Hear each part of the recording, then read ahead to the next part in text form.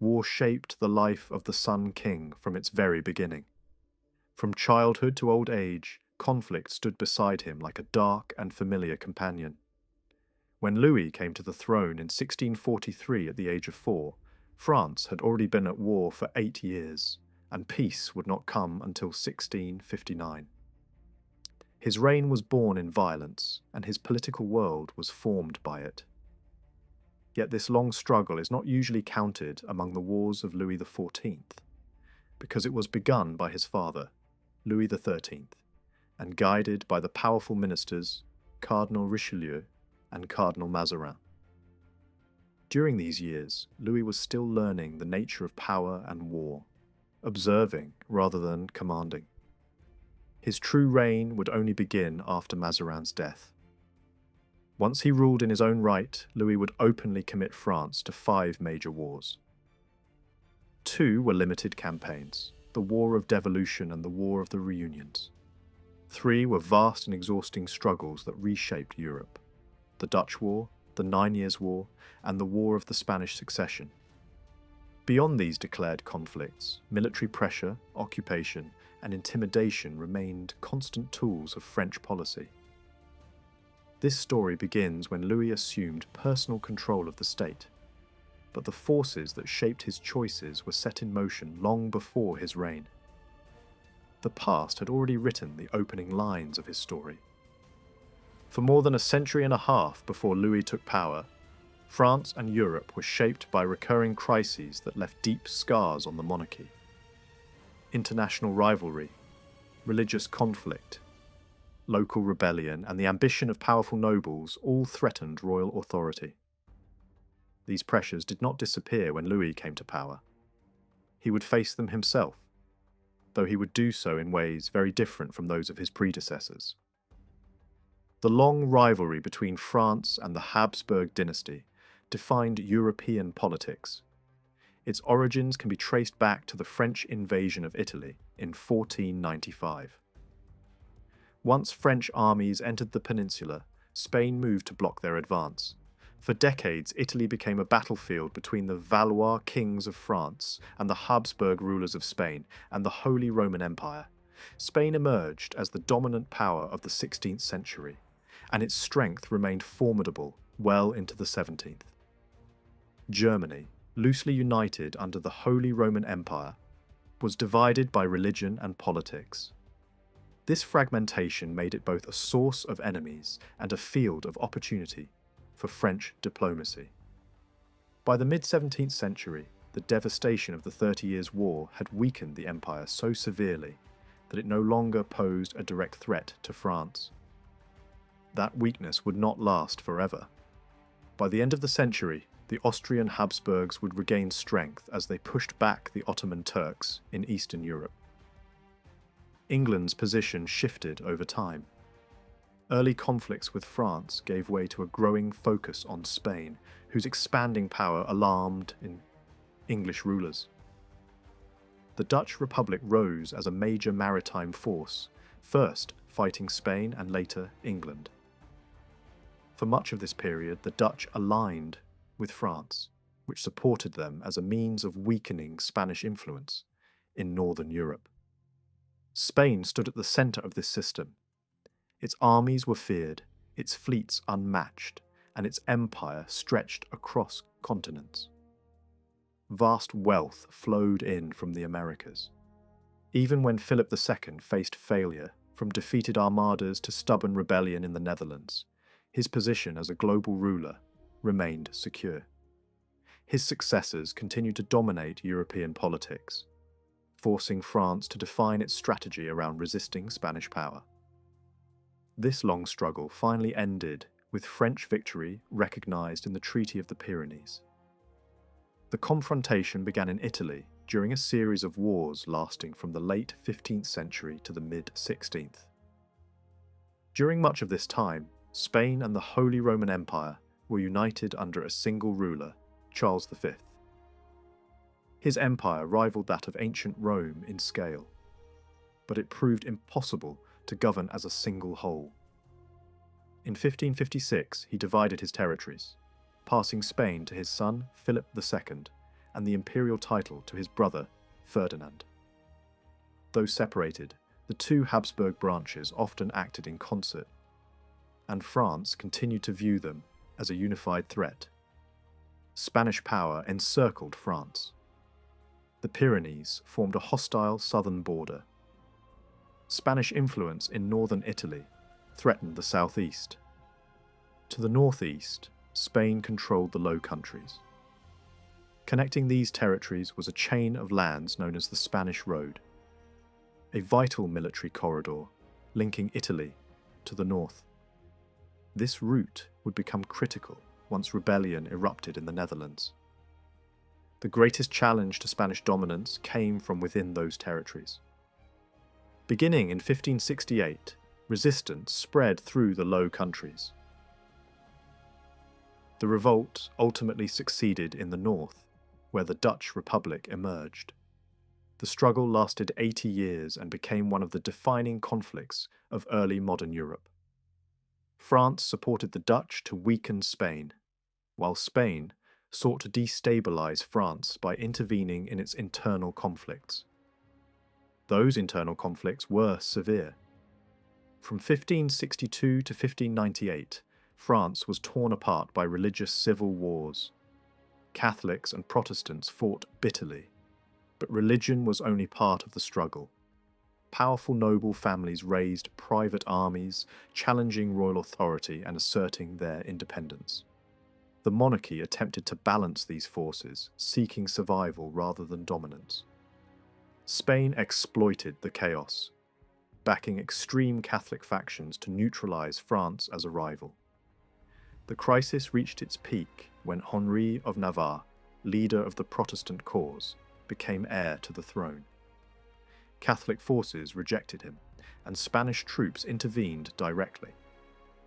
Henri secured his crown by converting to Catholicism and issued the Edict of Nantes, granting limited toleration to Protestants. He ended decades of civil war and concluded peace with Spain. France began to recover, but the damage was lasting. In 1610, Henri was assassinated as he prepared for renewed conflict with the Habsburgs. His son, Louis XIII, inherited the throne as a child, and power passed to his mother, Marie de Medici. Noble revolts returned. Authority was challenged through armed uprisings and political blackmail. Even after Louis assumed power, unrest continued, driven by ambitious princes and rival factions. The appointment of Cardinal Richelieu marked a turning point. Supported by the king, he pursued policies aimed at strengthening royal authority and breaking Habsburg dominance. Protestant resistance was crushed, most notably at La Rochelle. Religious freedom survived, but political autonomy did not. Noble conspiracies continued, but the crown grew stronger. As Europe descended into the 30 Years' War, France manoeuvred carefully. At first it acted through allies, funding Protestant forces to weaken the Habsburgs. When these efforts failed, France entered the war directly.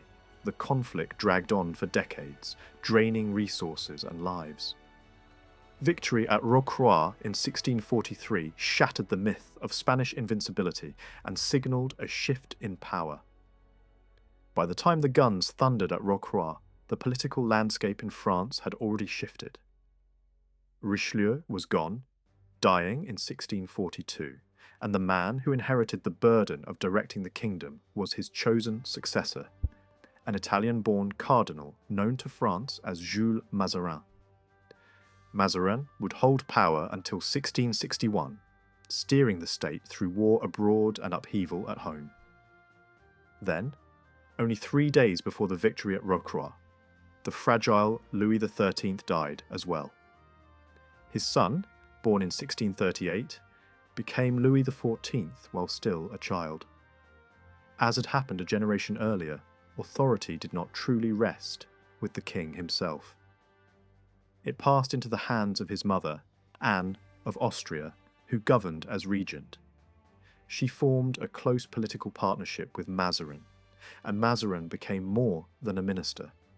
He was protector, instructor, and a kind of substitute father to the young monarch. Under Mazarin's watch, Louis absorbed the habits of diplomacy and the logic of power, even as Mazarin faced constant opposition and suspicion. The pressure of the 30 Years' War forced the French state to squeeze ever more money from its population. Taxes rose sharply and repeatedly, pushing communities to the brink. Local and regional uprisings broke out in response, not as isolated incidents, but as a pattern spreading across the kingdom in waves. One of the most serious revolts erupted in Normandy in 1639, but it was only the most famous example of a broader crisis. The monarchy, locked in conflict with foreign enemies, also found itself fighting its own subjects, treating rebellion at home as another front in the same struggle for survival. In 1648, the Treaty of Westphalia ended the 30 Years' War and reshaped Central Europe. The German lands gained a fragile peace. The Dutch Republic secured recognition of its independence. The Swiss Confederation's autonomy was confirmed. Yet Westphalia did not end France's conflict with Spain, which dragged on for another 11 years. If anything, the strain on the French monarchy deepened. With armies no longer required in Germany, the kingdom might have expected relief. But instead, a new crisis exploded inside France itself.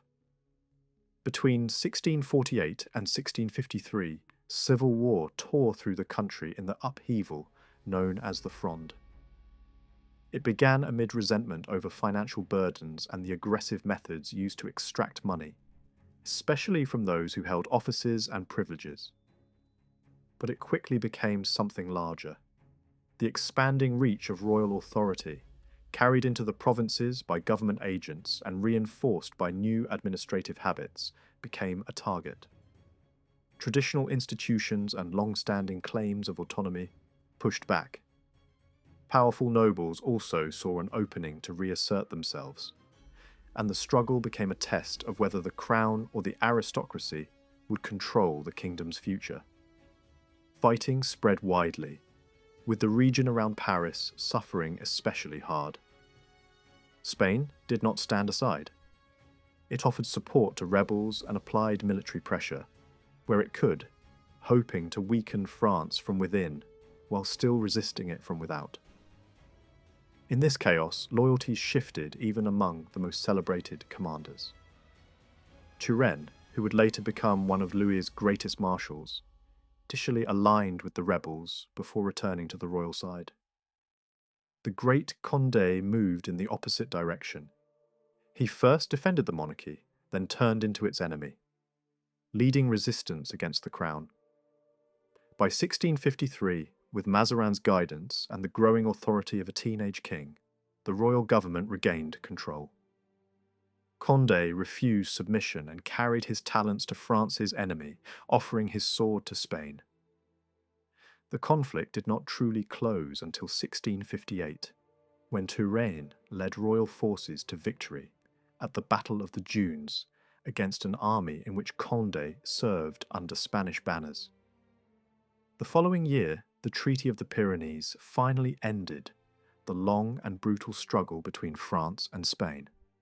That treaty confirmed what the battlefield had already revealed. Spain, once the dominant power of Europe, had slipped towards second-rank status. France now stood as the leading land power in Christian Europe. Mazarin shaped the settlement to reflect this new balance, strengthening France's position and opening paths for future Bourbon claims. A marriage sealed the agreement. Philip IV of Spain gave his daughter, Marie-Thérèse, to Louis XIV. Officially, she renounced any claim to Spanish territories, but the renunciation was tied to a large dowry. When the dowry was not paid as promised, French lawyers and statesmen would later argue that the renunciation had no force, and that the Bourbon king could claim parts of the Spanish inheritance. France now stood poised at the height of prestige and power. 2 years after this triumph, Mazarin died. Louis XIV was 22. He decided that the age of dominant ministers was over. No new Richelieu, no new Mazarin would rule in his name. He refused to appoint a first minister and took direct command of the state. This decision marks the beginning of what is often called the personal reign, the moment when Louis stepped fully into his own authority. From that point onward, the age of Louis XIV and the great wars associated with his name truly began. Yet the kingdom could not rush immediately into fresh campaigns. A quarter century of conflict, worsened by internal rebellion, had drained France. Recovery required time, and nearly a decade would pass before France again plunged into major war. Still, the consequences of victory over Spain were immense. The weakening of the old giant left space for France to claim the first position in Europe, and Louis would soon try to turn that advantage into permanent dominance. Mazarin's strategic legacy was not only a matter of treaties, it included a method. He understood that France needed friends, even when those friendships crossed religious boundaries. He built alliances among German Protestant states and other principalities that feared the growth of Austrian Habsburg power. This placed the Catholic King of France in cooperation with non-Catholic rulers, not out of religious sympathy, but because survival and advantage demanded it. Outside France, policy followed calculation rather than confession. Many smaller German states feared that a strong emperor would crush their independence. France could present itself as a defender of their liberties, and this role gave it influence across the Rhine. During the long negotiations that ended the 30 Years' War, Mazarin guarded the interests of weaker allies, even when doing so prolonged the conflict. Later, with France still fighting Spain, he helped create a new coalition in 1658, the League of the Rhine. It was designed to block Habsburg pressure and weaken the sense that France was surrounded by hostile powers. France wanted to prevent the emperor from assisting Spain in the Netherlands. The German states wanted to prevent imperial troops from marching freely across their lands. The arrangement served all sides and helped secure France's frontier. By the end of Mazarin's life, France enjoyed a level of border security that had been rare for centuries. Mazarin's caution and flexibility were shaped by his own vulnerability. His authority was not truly secure until the Fronde had been defeated. As a foreign-born minister, he was always easy to attack. Suspicion followed him, and hostile writers and pamphleteers portrayed him as an outsider exploiting France. He was driven from court more than once, though Anne of Austria continued to rely on his advice. Under this pressure, he developed a style of diplomacy defined by patience and finesse, different from the harsher methods associated with Richelieu, and not always reflected in Louis XIV's later choices. Mazarin governed while Spain still mattered and while France could not simply dictate terms. He saw Europe as a system of many actors and believed France's interests were best advanced through coordinated pressure rather than solitary force. Louis learned diplomacy under Mazarin, but he eventually chose a different path. When he later pursued claims against Spanish lands through the War of Devolution, he paid a price in alliances. The League of the Rhine weakened, and key members declined to renew it in the mid-1660s. Louis could isolate enemies at the start of his wars, but over time France found itself increasingly alone, facing broad coalitions. Mazarin's approach did not disappear because it lacked value. It faded because Louis came to believe that France was strong enough to stand alone, and he was less willing to accommodate the interests and fears of other states. The geography of France helped shape these choices. The kingdom's main anxieties lay on land, not at sea. It had a long coastline on the Atlantic and the Mediterranean, but its survival depended on the security of its borders. The most dangerous frontier lay to the northeast. in the Spanish Netherlands. Rivers there ran southward like channels leading toward Paris, and there were few natural barriers to slow an invasion. Fortresses guarded the region because enemy armies had historically used this route to strike deep into France. Louis focused heavily on this front, and when he personally joined campaigns later in his reign, he most often did so there. A second key zone stretched along the Moselle and the Rhine. The Treaty of Westphalia had awarded France territories in Alsace, placing French interests directly on the Rhine corridor. During the Dutch War, invasions threatened the region, and Louis became increasingly determined to protect it. His ambition was to make the Rhine a solid natural boundary, a frontier that could be defended by geography itself, rather than relying entirely on long chains of fortifications. The remaining major borders lay along the Pyrenees and the Alps. These frontiers were shaped by mountains and distance from the political heart of the kingdom. They were generally less volatile, offering fewer opportunities for major gains and fewer risks of sudden disaster. There were exceptions, such as the Allied invasion of Provence in 1707, but even then the main threat focused on Toulon, and was ultimately repelled. Compared with the northeast, these southern fronts remained secondary. Mazarin's legacy also included the memory of internal fracture. France had been scarred not only by foreign wars, but by conflict within its own society. Religious division had haunted the kingdom for over a century. A settlement reached earlier in the 17th century had combined political unity with limited Protestant rights, and it could have become permanent.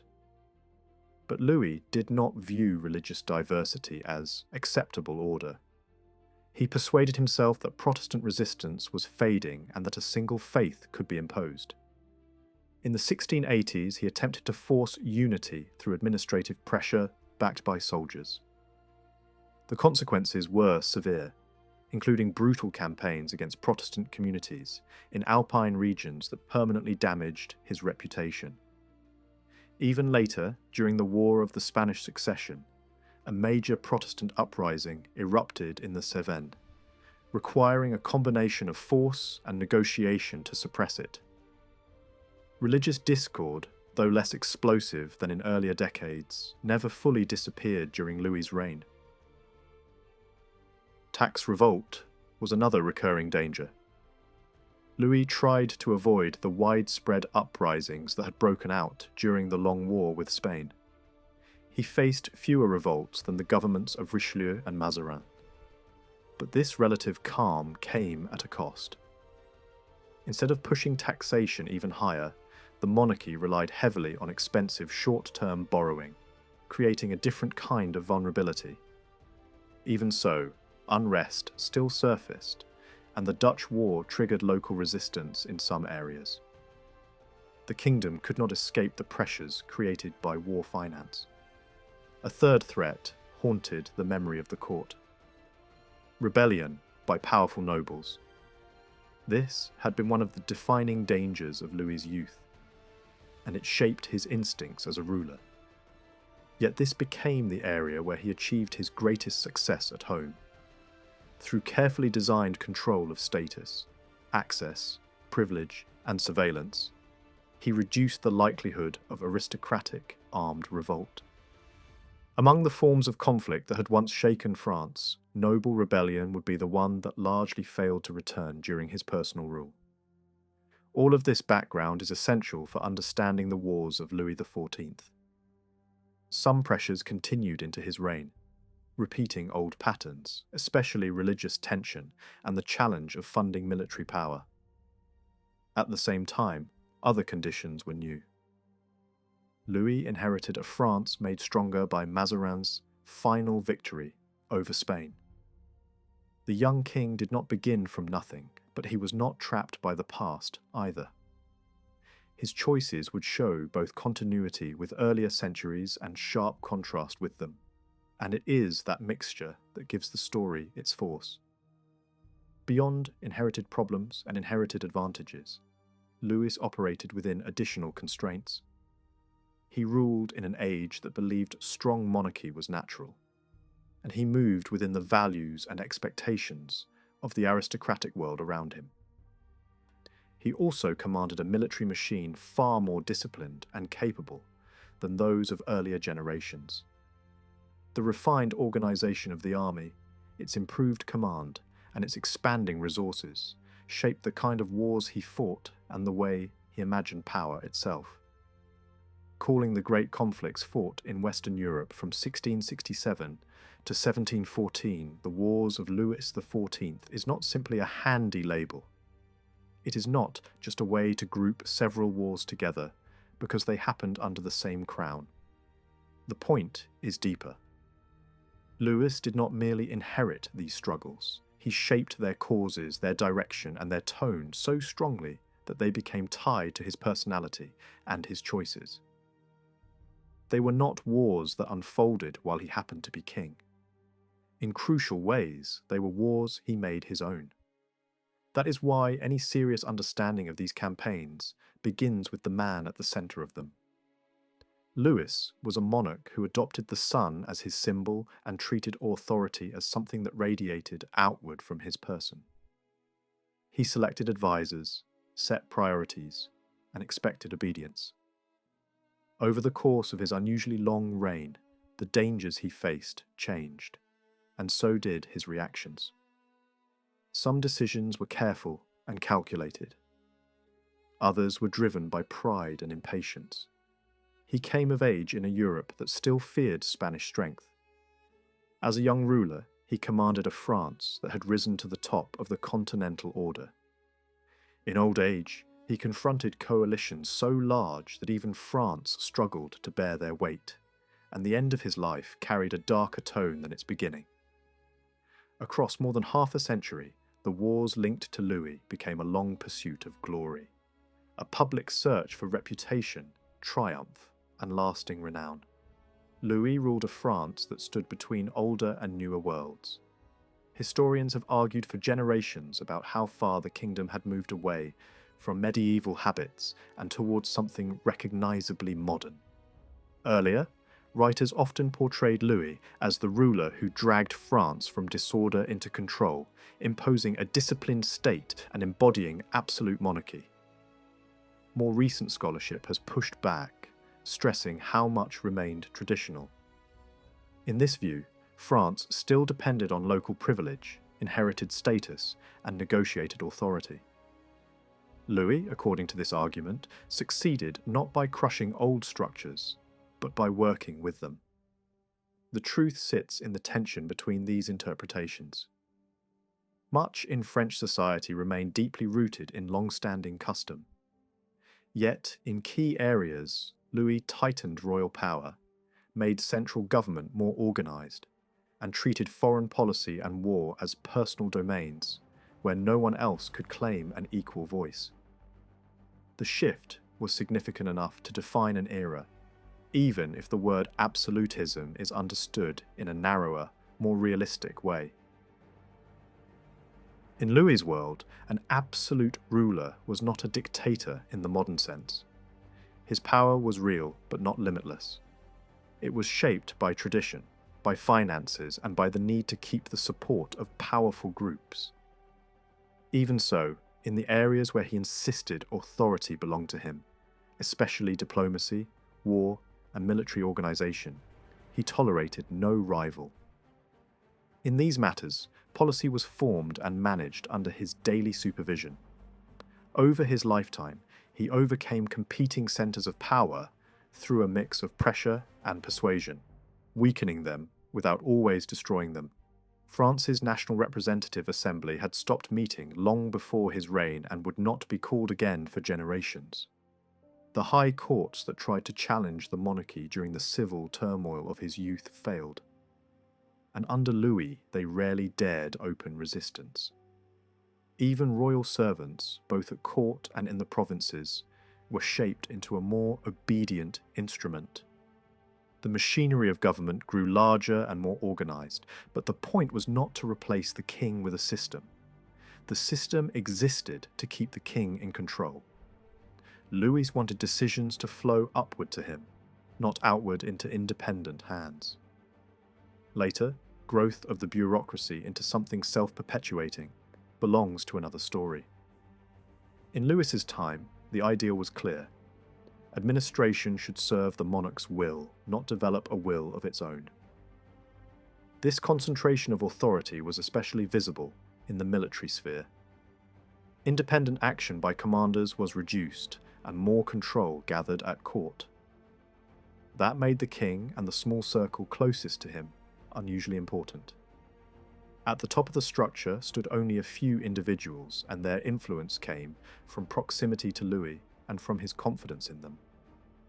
Decision-making revolved around the king.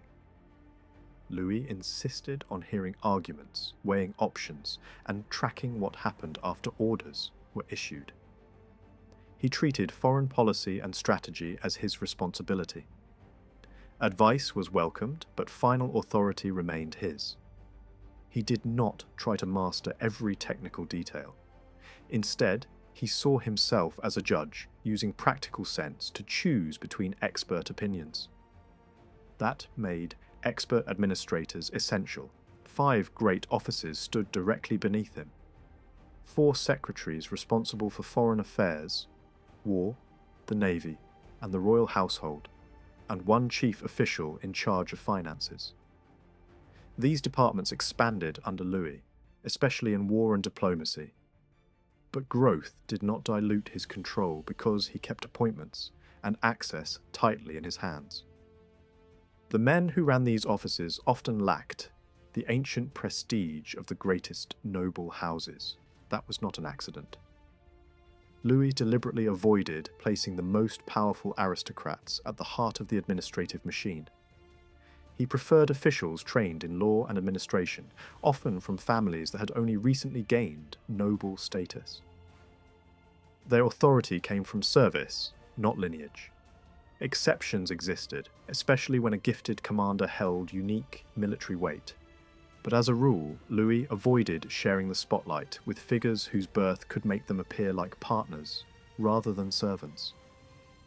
These high officials built networks of dependence through patronage, since controlling appointments created loyalty. Such networks helped ministers compete with rivals and protect their positions, but they did not become tools for defying the king. Louis made that clear early. By pursuing and destroying a powerful financial official who seemed too independent at the start of his personal rule, he delivered a warning to every senior servant. Any hint of personal power becoming a challenge would be punished without mercy. Louis also made decision-making more regular by using councils. By presiding over the most important meetings, he kept himself informed and ensured that major choices passed through his hands. The Central Council, dealing with the most serious matters, including war and peace, remained deliberately small. Louis did not fix its membership permanently, because he wanted the freedom to choose exactly who would attend and how many voices would be heard. Secrecy mattered, and size was kept limited to protect it. The most frequent participants were usually the heads of foreign affairs and war and the official responsible for finances.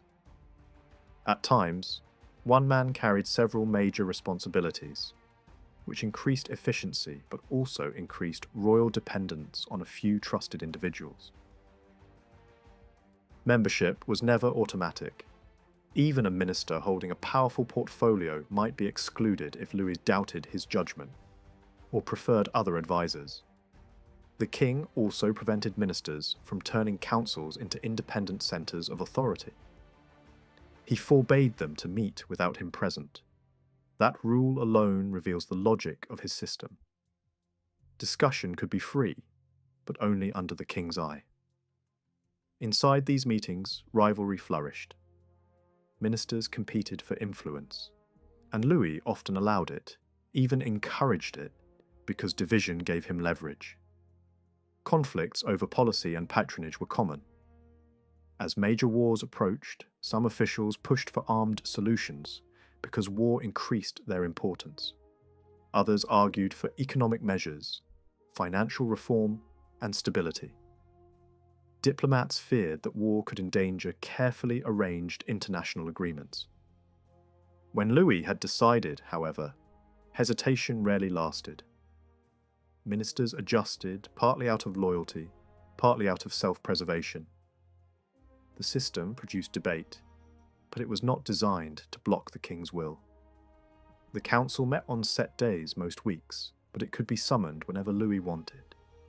At times, he seemed irritated by the process, because it could slow his momentum or force him to hear objections. Yet, it also provided him a controlled space where arguments could be tested. Inside the council, the usual theatre of court life fell away. Discussion could be blunt. Disagreements could be direct. But everything remained confidential. In public, ministers upheld the king's position. In private, they might criticize it, knowing the boundaries of that privilege. This inner circle also possessed access to hidden information.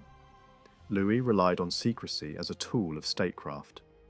He used covert payments, private understandings, and quiet agreements that even senior diplomats might not fully know. Only a few at the top saw the entire picture. This secrecy allowed Louis to play multiple diplomatic games at once, but it also increased dependence on a tiny group of trusted individuals and made misunderstanding more likely outside that circle. Beyond administrators and councils, Louis needed military advice. He consulted leading generals and engineers for professional judgment, and he sometimes gathered councils of war where commanders and the war minister argued strategy together. Plans for major campaigns developed through this layered process. Discussion at the center, examination by experienced soldiers, intelligence gathering by scouts, and revisions based on realities on the ground. Rivalries even shaped reconnaissance. A powerful commander might prefer his own experts rather than accept the recommendations of a specialist linked to a competing minister. Military planning was not only about maps and fortresses, it was also about influence. For such a system to work, the king had to have stamina and discipline. Louis did. He treated government as daily labour. He sat through long meetings, reviewed reports, and spent hours each day speaking with experts, not only as a group but individually. Even lower officials could find themselves speaking directly to the king. His attention to routine helped him control a complex machine without surrendering it to others. Over time, command itself changed. Earlier, French armies had allowed senior field officers wide autonomy. Powerful generals acted almost like independent rulers, within their zones. Under Louis, that tradition weakened. The great commanders of the early years still expected freedom. Some resented being directed by administrators and secretaries whose authority came from paperwork rather than lineage. They had their own status, their own pride, and in some cases a past history of rebellion. They did not like being treated as instruments. Louis's reign gradually pushed French war toward a model where strategy and operations were shaped at court and delivered outward.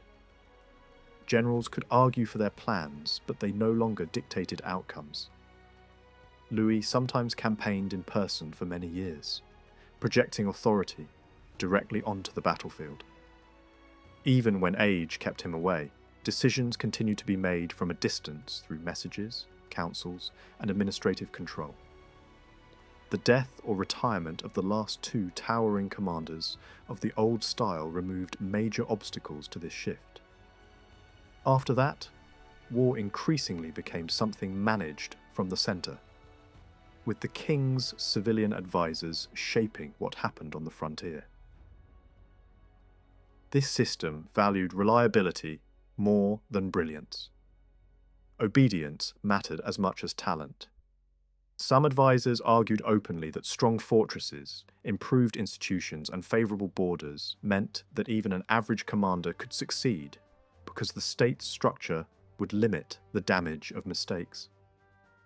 In this view, War could be planned, controlled, and made predictable through administration. Such thinking reveals an ambition to make conflict rational, something directed by systems rather than dependent on individual genius. Yet there was a limit that Louis could never fully escape. He could control policy and command armies, but he could not solve the problem that haunted every long war: money. War required cash to pay troops, feed armies, buy supplies, and keep allies loyal. When funds ran short, victories became harder, and defeats became more likely. The weakness of French finance exposed the boundaries of royal authority. To raise money, Louis needed cooperation from elites, provinces, and institutions that could resist or delay. Harsh pressure risked igniting unrest, as had happened during his childhood. To avoid rebellion, the crown often chose compromise or avoided confronting certain entrenched privileges. In the short term, borrowing was easier than taxation. In the long term, borrowing led toward bankruptcy. The crisis was not caused by a poor country unable to match its opponents. France was the richest and most populous state in Christian Europe. Its farmland and people represented enormous strength. Only during the worst famines of the late 17th and early 18th centuries did the kingdom reach extremes where sustaining large armies became truly dangerous. Even then, forces remained in the field. The deeper problem was not a lack of resources, but the difficulty of turning national wealth into usable state revenue. Louis never managed to break that barrier. Financing war without draining the kingdom proved to be an administrative and social puzzle too complex even for a ruler determined to control everything. The tragedy was that he repeatedly drifted into long wars, and long wars turned financial strain into ruin. French finances were already badly damaged by the late 1650s. Peace offered a chance to rebuild. Reforms were possible, and the state did make progress in the early years of Louis's personal reign. Older narratives credited a single minister with transforming the system, but modern research paints a more restrained picture. Improvements were real, yet the structure remained stubborn. Much of what was achieved depended not on miracle solutions, but on something simpler: time without major war. A long stretch of relative calm made repair possible. Once France entered a large continental conflict again, much of that progress came under strain.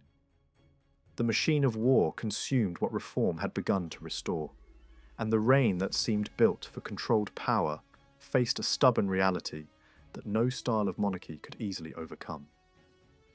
Real reform required something simple in theory and brutally hard in practice: the ability to raise taxes in a steady, predictable way, and the discipline to keep spending within what those taxes could reliably produce. Under Louis XIV, war made that balance impossible. Military costs rose far faster than tax income. Raising taxes during wartime could cover only part of the surge in expenses, and pushing rates too high carried another danger: resistance, unrest, and sometimes open revolt. Faced with that reality, the crown leaned heavily on borrowing. The burden of war was carried not mainly by new taxes, but by credit. Yet borrowing did not become cleaner or safer under Colbert. No new foundation was laid for how the French state secured loans. So whenever ordinary tax revenue fell short, the government returned to older, damaging habits. The quickest solutions were usually the worst ones, and they came mostly in the form of short-term credit. By the start of Louis's personal reign, royal finance had already become a trap shaped by urgency. The search for quick cash had distorted the entire system. To attract lenders, officials offered extremely high interest and added secret payments that were not supposed to exist. For decades, office holders had been rewarded with privileges and financial concessions in exchange for immediate funds, even when those deals caused long-term harm. When conditions reached their lowest point, official bookkeeping became less a record of reality and more a mask designed to hide where money was truly going. Colbert did bring energy, discipline, and a stronger sense of order. He tried to untangle practices that had been deliberately made complicated, partly because complexity kept certain insiders indispensable. Even so, the system could not be made fully transparent or fully rational. Improvements helped the monarchy function under normal pressure and even under moderate strain. But when a major war arrived, the state slipped back into the same emergency tools, selling offices, issuing short-term notes, promising away future income, and squeezing every available channel without rebuilding the structure beneath it. A deeper obstacle made true reconstruction nearly impossible. French society was built on rigid hierarchy, and hierarchy came with privilege. Those at the top often carried exemptions that shielded significant wealth from the tax net. The church and the nobility benefited from arrangements that limited what the state could collect from them. Colbert could not erase those privileges. He also could not stop the spread of privilege through the purchase of offices and titles that extended tax advantages to more members of the wealthy classes. The tax system, by design, left large pools of money partially out of reach. Louis's style of rule likely prevented another solution that proved crucial elsewhere: the creation of a durable national bank capable of supporting the state with long-term, low-interest lending. In the Dutch Republic, a major public bank had been established early in the 17th century, and in England a similar institution later reinforced state credit through organised lending. In England, the political structure mattered. Those who controlled government finance also represented the groups that lent money to the state. The system had a built-in incentive not to default, because creditors and decision-makers overlapped. France operated differently.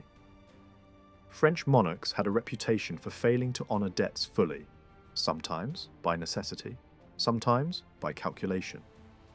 State finance remained tangled, and the crown often relied on tax farmers to collect revenue, handing collection over to private contractors who advanced cash and then extracted it from the population. Louis still tried to keep control over taxation and spending decisions, and he had no desire to place the power of the purse in the hands of a representative body. That would have conflicted with the entire logic of his monarchy. Without that political arrangement, a stable banking structure that could guarantee long-term confidence never truly formed. Early experiments after Louis's reign would falter, and France would not develop a lasting national bank until much later, after a complete political transformation. These weaknesses were not just a financial headache. They shaped strategy itself. Keeping large armies in the field was expensive, which made it attractive to force an enemy region to feed and supply those armies. That logic pushed operations across borders. Fighting on hostile ground could reduce the strain at home by making the enemy population carry part of the cost. For French planners, this became a major strategic method. Financial pressure also meant that plans had to be delayed, scaled down, or abandoned. At moments when Louis wanted to strike hard, he sometimes could not. There were years when major offensives were judged too expensive to attempt, even if they looked appealing on the map. Instead, the monarchy chose defensive posture, not because it lacked ambition, but because the treasury could not sustain the price of attack. In the later phases of Louis's reign, money problems narrowed options even more. After the disasters and exhaustion of the early 18th century, the ability to mount large offensives faded, and strategy became constrained by what could actually be paid for. Within the framework of his monarchy, Louis still directed the state with a small circle of senior advisors. Modern explanations often focus on institutions and systems, showing how rulers are limited by the structures around them. In the world of finance, Louis did face limits he could not fully break. But in diplomacy and war, his personal will mattered enormously. He imposed direction, chose priorities, and insisted that policy reflect his judgment. For Louis XIV, separating the king from the man is almost impossible. From childhood, he was shaped to rule. The famous phrase often linked to him may not be authentic, but the underlying idea fits the era. The ruler's person and the state's identity were tightly bound together. Louis belonged wholly to the 17th century, and interpreting him through modern assumptions leads quickly to distortion. His values were formed inside an aristocratic culture that celebrated dynasty, honor, and reputation. War, lineage, and prestige were not side issues. They were central to how power was understood. The noble class was small in numbers, but dominant in influence. Around 1700, France's population stood in the tens of millions, while the nobility formed only a tiny fraction. Yet nobles controlled immense wealth, held great estates, and shaped social norms. The monarchy could coexist with such a class, because monarchy itself was built on hierarchy. In the political thinking of the age, a monarchy almost assumed the presence of nobles, because nobles were the social framework that gave it form. This elite culture shaped the king. Life at court surrounded Louis with aristocratic expectations, and court society became the lens through which success was measured. The king's interest in central authority sometimes clashed with noble ambitions, but on other matters they shared the same world-view. The values of the aristocracy seeped into the decisions of the crown because the crown itself moved inside an aristocratic environment. This shared outlook mattered most of all in attitudes toward war. In noble culture, combat tested manhood, and for a king it tested the meaning of his reign. Young courtiers wanted war because war offered a stage on which to win fame. A ruler who loved war was praised as strong and spirited. The energy of that culture reached beyond men. Even women at court were drawn into the fascination with military reputation, treating soldiers and victories as symbols of status and desirability. War was viewed as a noble calling, even a moral good in itself, at least until the king had proved his worth and gained unquestioned authority. For Louis, war was not merely a tool, it was part of the job description of kingship. He was trained accordingly. As a boy, he drilled, practiced weapons, and learned fortification through staged exercises that turned military knowledge into daily routine. As a youth, he visited armies in the field and became known for endurance and stamina, spending long hours on horseback and inspecting positions late into the day. Over time, he built a reputation for sharing the hardships of campaign life, and he made sure the court saw that he could live as a soldier as well as rule as a monarch. These values pushed Louis toward war, but they also served a political function. A king who wanted to govern an aristocratic society had to command aristocratic respect. Military interest and military competence helped secure that respect. In such a culture, war did not need a purely practical justification to seem legitimate. It carried symbolic weight. It expressed authority, confirmed hierarchy, and strengthened the bond between ruler and elite. Modern explanations often reduce war to economic competition, trade calculations, and commercial advantage. Louis did not think primarily in those terms. Commercial benefits mattered, but they were secondary. The most prestigious prize was land. Territory was the supreme political asset in aristocratic thinking. Even conflicts that later writers describe as trade wars were, from Louis's viewpoint, contests over borders, cities, and strategic ground. Advisors who argued for economic pressure rather than continental war often lost to those who insisted that glory and security were won by taking and holding land. dynasty mattered just as deeply. Louis did not imagine Europe in modern national terms. He acted for the strength of the French state and for the standing of his family line. Rule was understood as a matter of houses and bloodlines. A monarch was expected to defend and advance his dynasty, and that duty shaped policy. Without that dynastic logic, the later crisis over the Spanish succession makes little sense. Louis was willing to risk enormous costs to secure a throne for his grandson, even without expecting a permanent union of crowns. It was enough that a Bourbon sat on the Spanish throne. Above all, one word captured the atmosphere that surrounded Louis's choices: glory. This was not only vanity, it meant reputation, prestige, and the desire to leave behind an enduring image that would impress both contemporaries and posterity.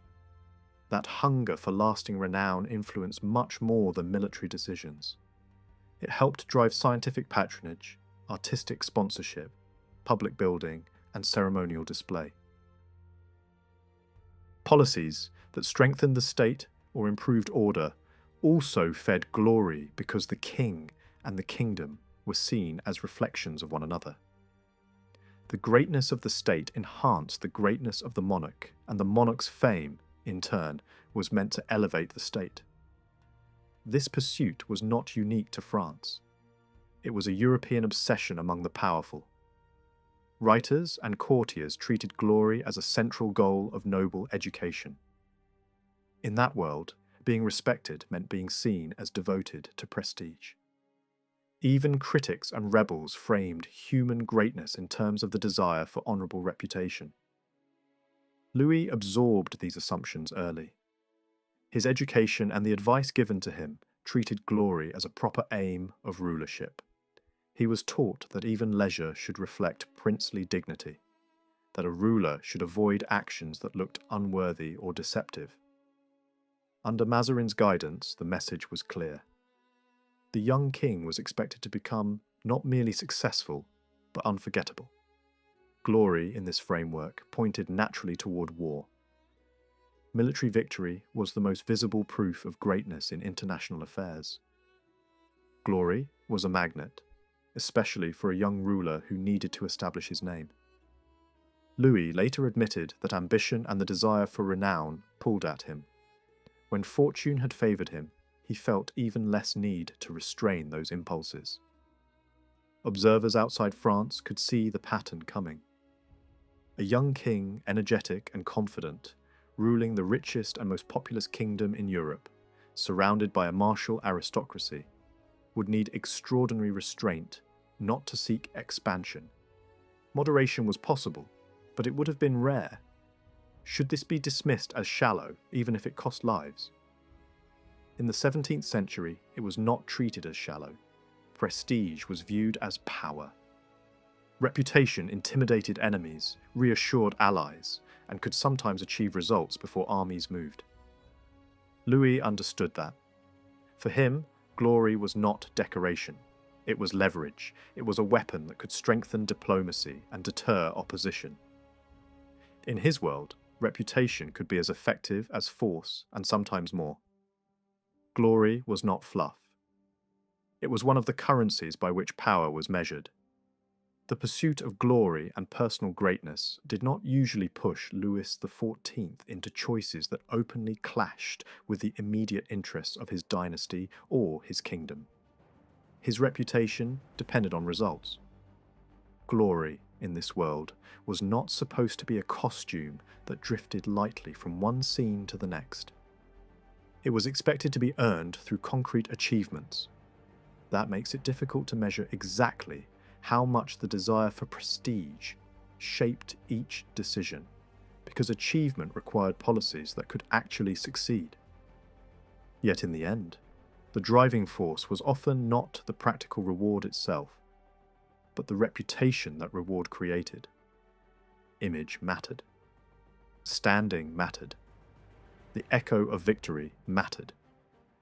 For generations, historians searched for a single key that could explain Louis's foreign policy. as if one master plan lay beneath every campaign. Some argued that his central goal was to secure Spain for his family. Others claimed he was driven by the desire to push France to natural borders that could be defended more easily. Both ideas contain pieces of truth, but neither holds up as a complete explanation. A more convincing interpretation is that Louis did not follow one fixed program across his reign. Instead, the hunger for glory became the program. He aimed to increase the stature of France and the prestige of his ruling house so completely that his position as the most powerful monarch in Europe could not be questioned. That story cannot be told as if nothing changed over time. Louis ruled personally for more than 50 years, and both Europe and the king evolved during that long stretch. International conditions shifted. Allies became rivals. Old threats faded and new ones rose. Louis himself changed as well. The same ruler who began with confidence and appetite did not end with the same mood. His strategy, like the continent around him, moved through distinct phases. Dividing that evolution into 3 broad eras helps make sense of the pattern, even if real history never falls into perfectly neat categories. The first era ran from the early 1660s into the mid-1670s. In these years, Louis pushed hard for visible success. He wanted land, and he wanted the kind of victory that would stamp his name on Europe. The second era, stretching from the later 1670s into the 1690s, looked different. The language of security moved to the forefront.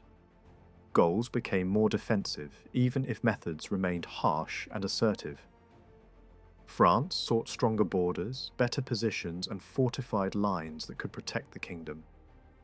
The final era, from the late 1690s through 1714, became dominated by a dynastic crisis that pulled nearly all Europe into war. The fight over the Spanish succession.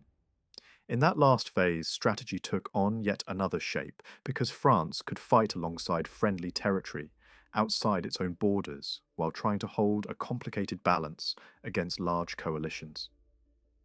In the early 1660s, Louis was young, ambitious, and eager to prove himself in a major war.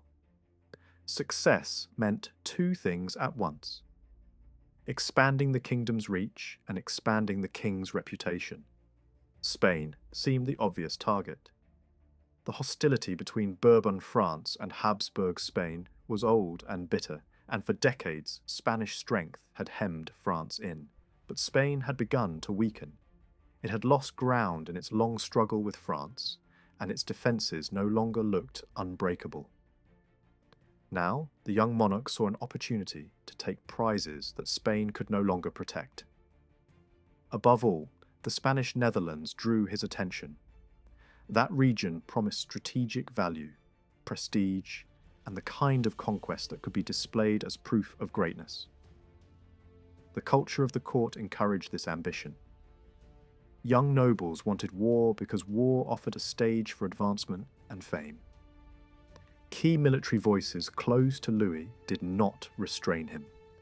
In these years, Marshal Turenne influenced the king strongly, advising on military matters and sometimes shaping thinking at the highest level. Turenne had long believed that ending the struggle with Spain earlier had been premature, and he was convinced that more could have been gained. Now, force could correct what diplomacy had left unfinished. For a time, the boldness of the great commander carried more weight than the caution of administrators who worried about limits and consequences. A turning point came with the death of the Spanish king, Philip IV. Louis began building a claim to territories in the Spanish Netherlands, especially the areas commonly referred to as Flanders, in French political language. The dowry promised at the time of Louis's marriage to a Spanish princess had not been paid. That mattered because her formal renunciation of inheritance rights had been tied to that payment. If the dowry was not delivered, French lawyers argued, the renunciation lost its force. Louis also leaned on local inheritance customs in some of those provinces, where a daughter from a first marriage could claim part of her father's lands, even if a son existed from a later marriage. By combining these arguments, Louis presented his invasion as enforcement of lawful claims, rather than simple conquest. In 1667, French armies crossed the border and began what became known as the War of Devolution. Louis expected the Dutch to remain passive because France had once supported them against Spain. But the rapid French advance alarmed them. The Dutch feared a powerful France on their doorstep, more than a weakened Spain farther away. They moved quickly to build a coalition, drawing England and Sweden into a new alignment meant to block further French gains. Confronted by an unexpected united front, Louis accepted peace. The rewards were limited, a handful of fortified towns rather than the sweeping prize he wanted. The ambition did not fade, but the first attempt had been checked. Louis still desired a larger prize in the Spanish Netherlands, yet the Dutch now stood in the way. To secure more territory there, he would first need to neutralize the Dutch Republic. That shift marked the road toward the Dutch War. The logic from the Dutch side was straightforward. Spain, once the great danger, had ceased to threaten Dutch independence after mid-century. France, expanding northward, now looked like the larger risk. Geography mattered more than old alliances. At the same time, commercial rivalry between Dutch and French interests sharpened distrust. Even if trade was not the main cause of Louis's aggression, it heavily influenced Dutch policy and deepened resistance to French expansion. Louis also carried personal anger into the conflict. From his perspective, France had helped the Dutch in earlier decades, and the Dutch had responded by organising a bloc against him. He decided they must be punished and removed as an obstacle. Diplomatic manoeuvring and careful payments helped isolate them, and in 1672 French forces surged forward across the Rhine, with famous commanders directing operations and engineers reducing fortresses. The opening phase brought stunning success, but the Dutch refused to break. Under the leadership of William of Orange, they adopted desperate measures, flooding their own land to halt the French advance and shield the heart of their republic. French victories produced fear across Europe, and fear produced alliances. Other powers joined the Dutch cause. By 1674, Louis pulled his troops out of Dutch territory. That withdrawal marked a psychological change. The early vision of conquest as the quickest road to glory began to lose its shine. The death of Turenne in 1675 and the retirement of Condé the same year removed two giant figures who had embodied the old aggressive confidence. The mood and direction of strategy began to shift. The second era, from the later 1670s to the 1690s, grew out of that shift. Campaigns after the mid-1670s show a different definition of success. Prestige became tied more to protecting what France already held than to grabbing endlessly for more. The settlement that ended the Dutch War confirmed France's strength. Louis emerged with a larger kingdom on the map, including valuable cities and the full acquisition of Franche-Comté. He remained in control of Lorraine because the terms offered to its ruler were unacceptable, leaving the province in French hands for many years. Yet Louis also recognized a hard fact. The entire Spanish Netherlands could not be taken without Dutch acceptance, and that acceptance could not be forced at sword point. The dream of swallowing the whole region was set aside. The new goal became smaller, measured gains that improved the border rather than vast conquests that provoked Europe into panic. With the great independent commanders gone, influence shifted further toward ministers and court-based planning. Louvois became more dominant, tightening discipline and reducing the freedom generals had once enjoyed. Vauban, now at the height of his influence, shaped the strategic imagination of the reign. He was the leading expert in fortification and defence, and he pushed the kingdom toward a model of security built on strong positions and controlled borders. In these years, France increasingly appeared to itself as a state surrounded. Victoria's power attracted hostility. A France that looked unstoppable risked becoming the target of everyone else. Vauban argued that France's very strength made its neighbours eager to reduce it, or at least to stop it from growing further. That sense of danger fed Louis's anxiety. Even when the king spoke the language of grandeur, beneath it lay a deep fear of invasion and humiliation. Protecting the frontiers became a matter of pride and identity, not only military logic. The pressure of land borders also shaped priorities. France possessed long coastlines, but the core threats were on land. The king's imagination was anchored in the army, not the navy. He supported naval development because it was useful, but his personal attachment remained with land war. Over time, resources flowed towards the army and naval strategy became more limited, relying increasingly on disrupting enemy trade rather than seeking decisive fleet battles. Private raiding from French ports replaced the dream of constant dominance at sea. In the Mediterranean, naval forces remained smaller but adequate for supporting certain operations. A major international development defined the Second Era: the struggle between the Austrian Habsburgs and the Ottoman Empire. After the 30 Years' War, the emperor's power looked worn down, but it did not stay that way. The Ottoman threat to the southeast forced Vienna into major military effort, including a dramatic siege of Vienna later in the century, and a long war that followed. When the Habsburgs pushed the Ottomans back, they emerged stronger, richer in experience, and better able to challenge France. French leaders saw this clearly. The longer the Ottomans were defeated, the more the emperor could turn west.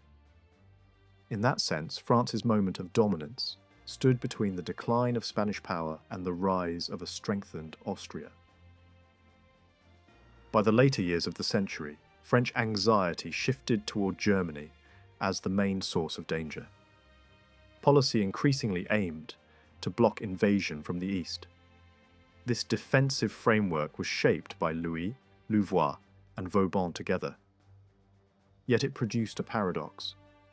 To make borders secure, either territory had to be abandoned to form a simpler defensive line, or new territory had to be added to straighten and strengthen the frontier. Louis refused to accept retreat. He would not tolerate the idea of stepping back from positions already held. That left only the second option: push forward, seize what was needed, and then fortify it. Defensive goals would be pursued through aggressive action. This logic drove France toward the reunions, a method that mixed legal argument with pressure. Treaty language often granted not only a town but also its surrounding dependencies, without clearly defining what those dependencies included.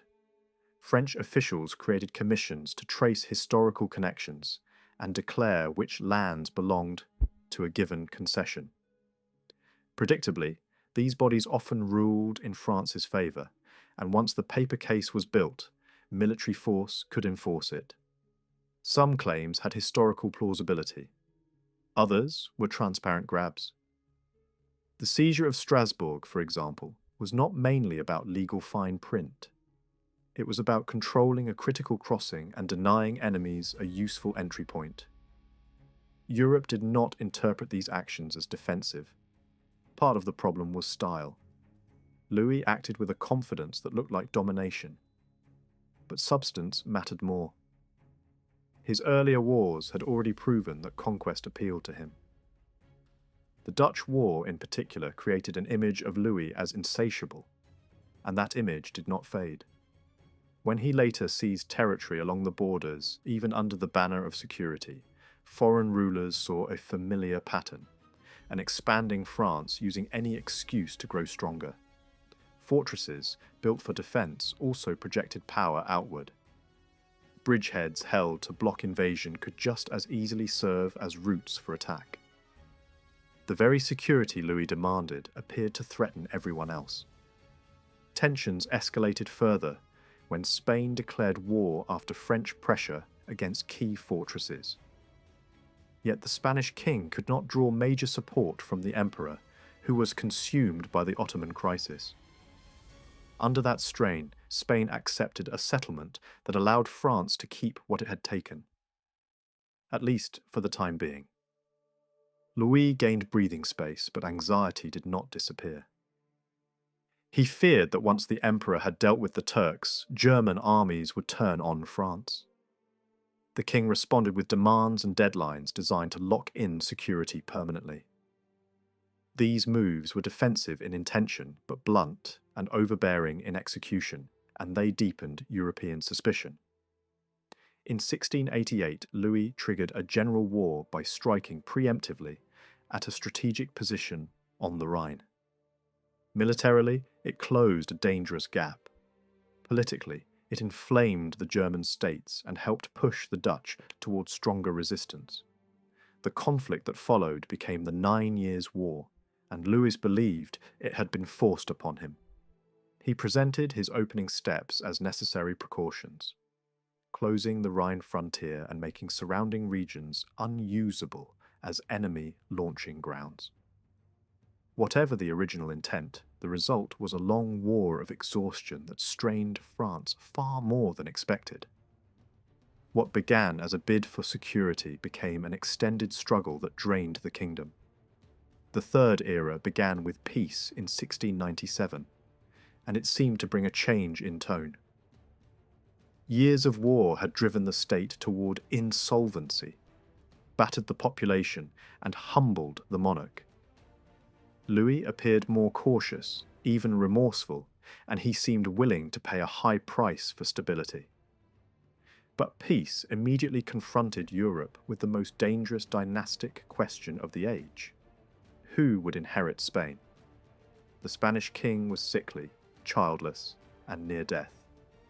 His passing would leave a vast empire without a clear successor, and that reality pulled every major power into tense preparation. Louis believed his family had a strong claim because both his mother and his wife were Spanish princesses. The emperor promoted his own candidate as well, determined to prevent France from dominating the inheritance. To avoid catastrophe, a compromise candidate appeared. A child from a German princely line who seemed acceptable to multiple sides. In 1698, a partition agreement was reached that would have given most of the Spanish inheritance to that child, while distributing certain Italian possessions to satisfy rival claims. It was a fragile solution, but it offered a way to prevent general war. Then the child died. The compromise collapsed overnight. Another emergency agreement was constructed in 1700, this time leaning toward giving Spain and its overseas empire to the emperor's candidate while granting Italian territories to the French heir. Even this arrangement included complicated swaps designed to compensate other rulers and keep the balance stable. The very existence of such agreements shows that Louis was willing to accept far less than total victory if it meant preserving peace. Yet the emperor refused to accept the second partition plan. By that point, he wanted everything for his candidate, and he would not bargain. Europe moved toward confrontation again, not because one side lacked caution, but because the stakes were immense and the rival claims could not be reconciled. The final struggle would become the defining conflict of Louis's later years, and it would place France in a strategic situation unlike any it had faced before. When Louis XIV chased glory, he rarely saw it as something separate from the interests of his dynasty or the security of France. Prestige was not meant to be an empty performance.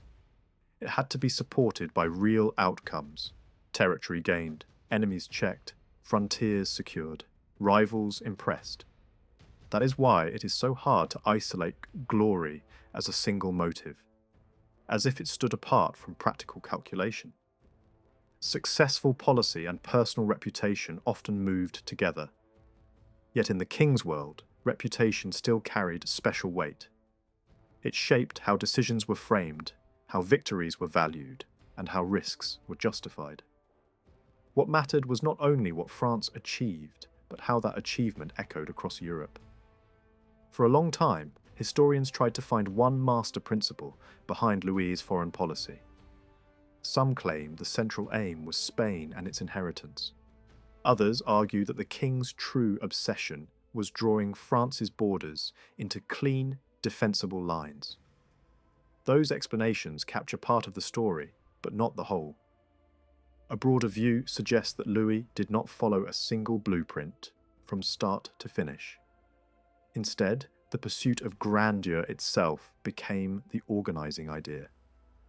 His goal, in the simplest terms, was to raise the power of France and the standing of the Bourbon house until his position at the top of Europe looked unquestionable.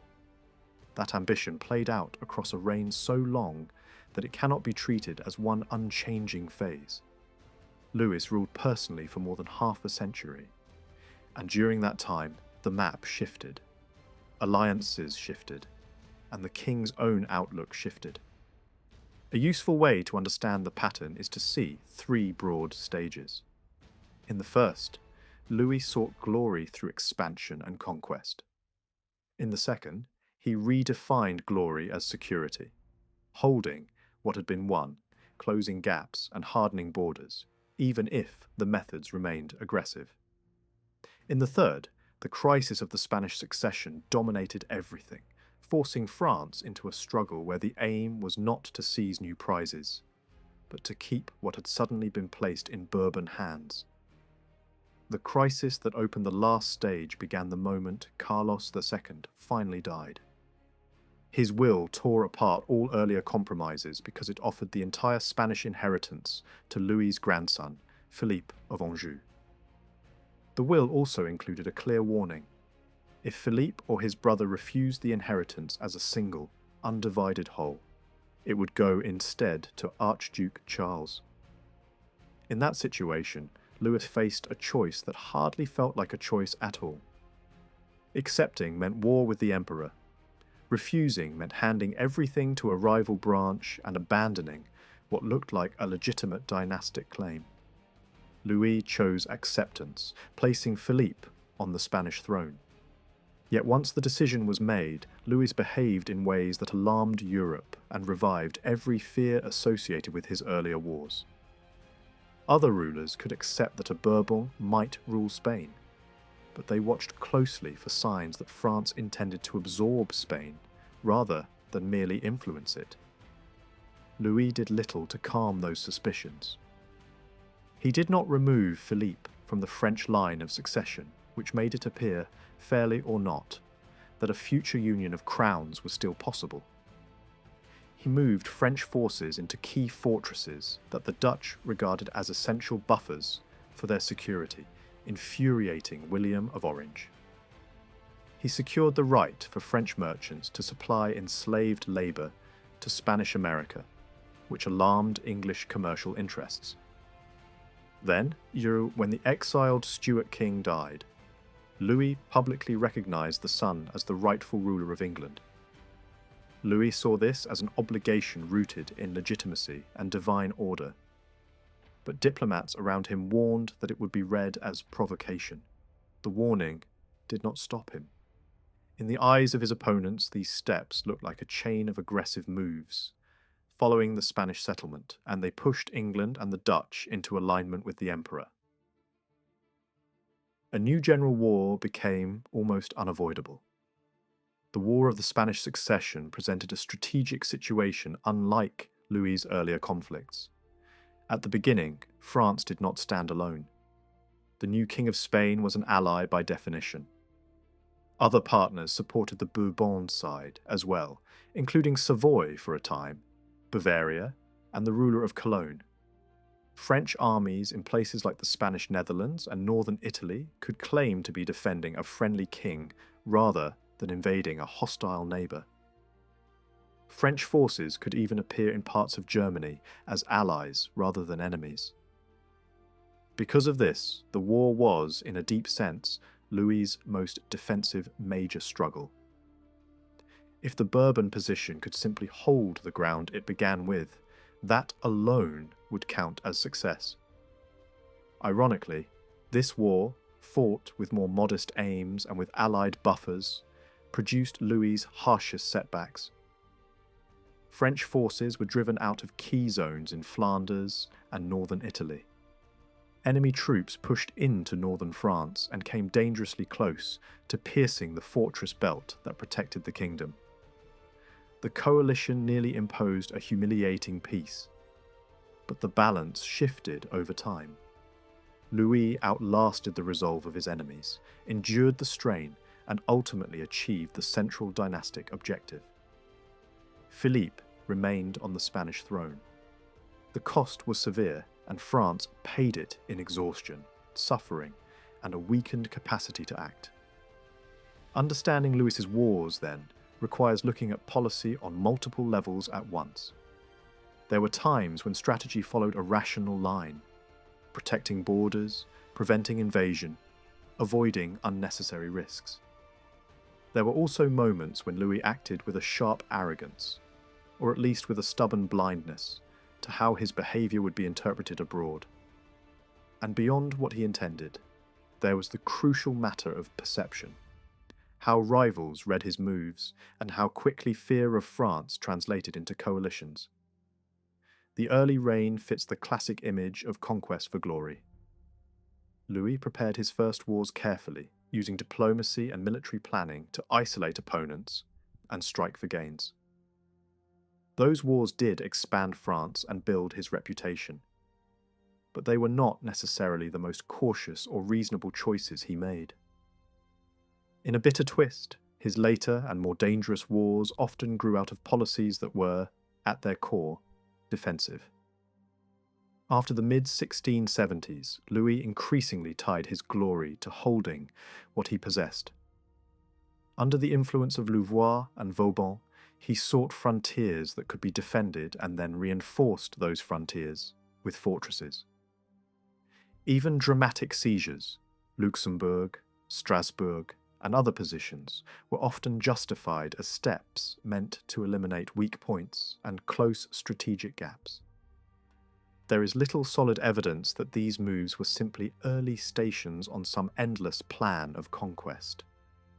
Yet Europe did not judge them that way. Part of the problem was that Louis's manner often contradicted his stated purpose. He demanded security in ways that made neighbours feel threatened. He acted as if guarantees were owed to him, and he treated reluctance as insult. At moments when success made him confident, he pushed demands too far. At moments when fear made him tense, he responded with unnecessary brutality.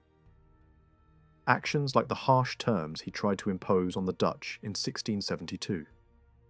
The devastation carried out in the Rhineland in 1688 and 1689. And the sequence of provocative choices after 1700 undermined his broader goals by driving other states into tighter alliances. Louis was not unintelligent, but he repeatedly mixed sound strategic aims with impulsive acts that damaged the political environment in which those aims had to survive. The reasons behind those missteps are difficult to pin down because they belong partly to personality. A ruler with an exalted sense of his own greatness can interpret success as proof of superiority, even as proof of divine favour, and that belief can justify harsher demands. At the same time, a ruler who is highly sensitive to slights can lash back with extreme measures to protect status and reputation. Over the course of the reign, Louis's inner world also shifted. In the 1680s especially, the tone of his rule changed. Court life became more rigid and moralised, while foreign policy became more aggressive and more punitive. Principles mattered to him, but they were often inflexible, and they could be used to justify actions that were politically costly. Supporting a deposed king in England, forcing religious uniformity inside France, insisting on dynastic rights that frightened neighbours, these could all be framed as matters of legitimacy and duty. Ironically, a less principled Louis might have been more effective diplomatically, because he might have known when to compromise quietly rather than insist publicly. European leaders, watching this pattern, concluded that Louis aimed at domination. Polemicists warned early that he wanted to rule all Europe through a form of universal monarchy. Whether or not that was his true intent, his behaviour made the charge believable. His fortresses and bridgeheads, claimed as defences, looked like forward platforms for expansion. His demand for absolute security naturally reduced the security of others. Even the war he most wanted to avoid after 1700 could be interpreted as yet another bid for supremacy, because his handling of the situation looked heavy-handed and ambitious. One way to make sense of Louis's extreme behaviour is to view it, not as simple greed, but as the product of a defensive mindset that became increasingly intense after early success. A ruler who has gained territory and prestige can begin to treat those gains as a baseline, something that must never be lost. From that point, actions that look aggressive may be driven by fear of loss, rather than hunger for new prizes. Risk becomes easier to accept when the purpose is to protect what is already regarded as rightful possession. The same logic helps explain why Louis turned so strongly toward border security after proving himself in the 1670s. Glory was redefined. Instead of meaning expansion at any cost, it increasingly meant the ability to hold every foot of land and prevent any humiliation. Under that framing, losing territory would be the greatest blow to reputation. Holding became as important as taking. Even with that shift, Louis repeatedly misjudged the wars he entered. He seemed to accept, again and again, the promise of the short war. The Dutch War was expected to end quickly but dragged on for years. The conflict launched in 1688 was imagined as a brief campaign and turned into a long, continental struggle. The War of the Spanish Succession began as a dynastic confrontation and grew into 14 years of grinding warfare. What went wrong so often was not merely battlefield planning. It was the political environment. Louis and his ministers often expected to fight isolated opponents or small groupings. But after the mid-1670s, France rarely faced a single enemy. It faced alliances, and those alliances grew broader the more threatening France appeared. Louis had learned diplomacy under Mazarin, who relied on flexible partnerships and careful balance. Louis, however, came to believe that France could stand as a hegemon, so rich and powerful that it could impose its will through strength alone. That assumption repeatedly proved dangerous. In the Dutch War, he found himself facing a widening coalition. In 1688, he prepared for a contest against German forces, and instead confronted a grand alliance that included maritime powers as well as land powers. In 1700, he knew he might have to fight the emperor, but he did not have to face the full renewal of a broad coalition until his own actions helped bring England and the Dutch into the emperor's camp. In each case, the wars became longer and harder because France was not fighting one opponent. It was fighting Europe's fear. One way to read Louis XIV's repeated belief in the short, decisive war is to say that his expectations collided with the basic rhythm of warfare in early modern Europe. The major conflicts he fought followed a pattern that was almost built to resist quick endings. Campaigns tended to be indecisive. Operations moved slowly, and even great victories rarely produced the kind of collapse that would end a war in a single season. Louis came closest in 1672, when French forces struck the Dutch Republic with speed and confidence. But even that moment did not deliver a clean decision. The political and military machinery of the age, fortresses, supply limits, coalition diplomacy, the seasonal nature of campaigning, worked against fast conclusions. When the quick blow failed, the struggle usually shifted into a longer, grinding sequence of marches, sieges, bargaining, regrouping, and renewed campaigning. In other words, the short war was a gamble on a narrow path. It demanded unusual timing, restraint, and diplomatic finesse, because the moment the enemy survived the first shock, the conflict naturally expanded into a process that was hard to stop. Once a war slid into that long form, the consequences were enormous. Louis could afford the opening bet. He could raise armies, pay early bills, and project strength at the start. The real danger came when the stakes kept rising. Coalitions formed, fronts multiplied, and campaigns repeated year after year. At that point, the choice to withdraw or accept defeat carried a political and reputational cost he was rarely willing to pay. Instead, he kept matching the rising demands of the conflict, even when the odds turned against him. The result was exhaustion. The scale of French military effort became unprecedented, and the strain spread through government, finance, and society. The state expanded its administrative machinery because it had to. Offices grew, paperwork grew, provincial officials gained sharper authority, and the crown reached deeper into local life to extract men, money, food, and transport. Yet the old problems did not disappear. The tax system remained uneven and inefficient, and even with tighter administration, the monarchy repeatedly fell back on quick fixes, borrowing, selling privileges, improvising credit, measures that kept armies moving but undermined any clean plan for stable finances.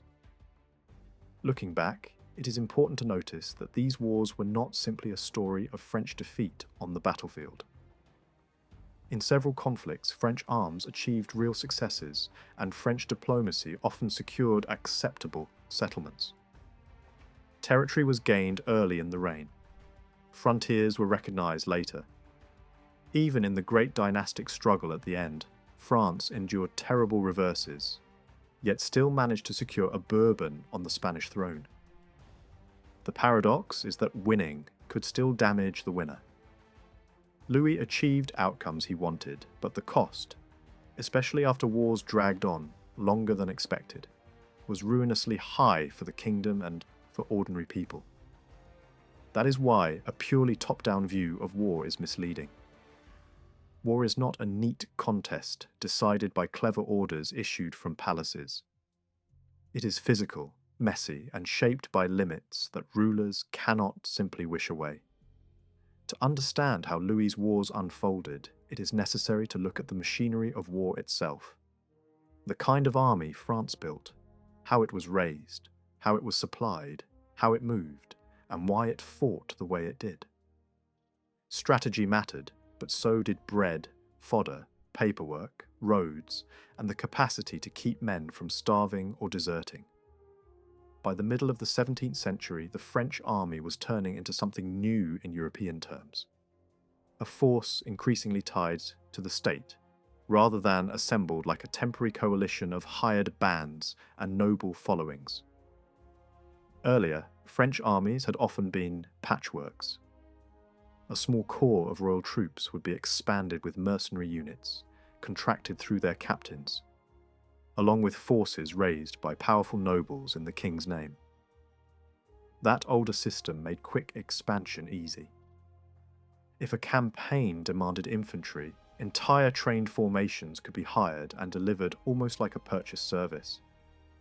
Such troops could be dismissed when the season ended, which meant there was less incentive to keep large forces year-round. But it also meant loyalty was fragile. Soldiers served for pay, commanders had independent ambitions, and unpaid troops easily turned predatory. When money ran short, the countryside paid the price through pillage, violence, and disorder. The same structures that made rapid mobilization possible also made control unreliable.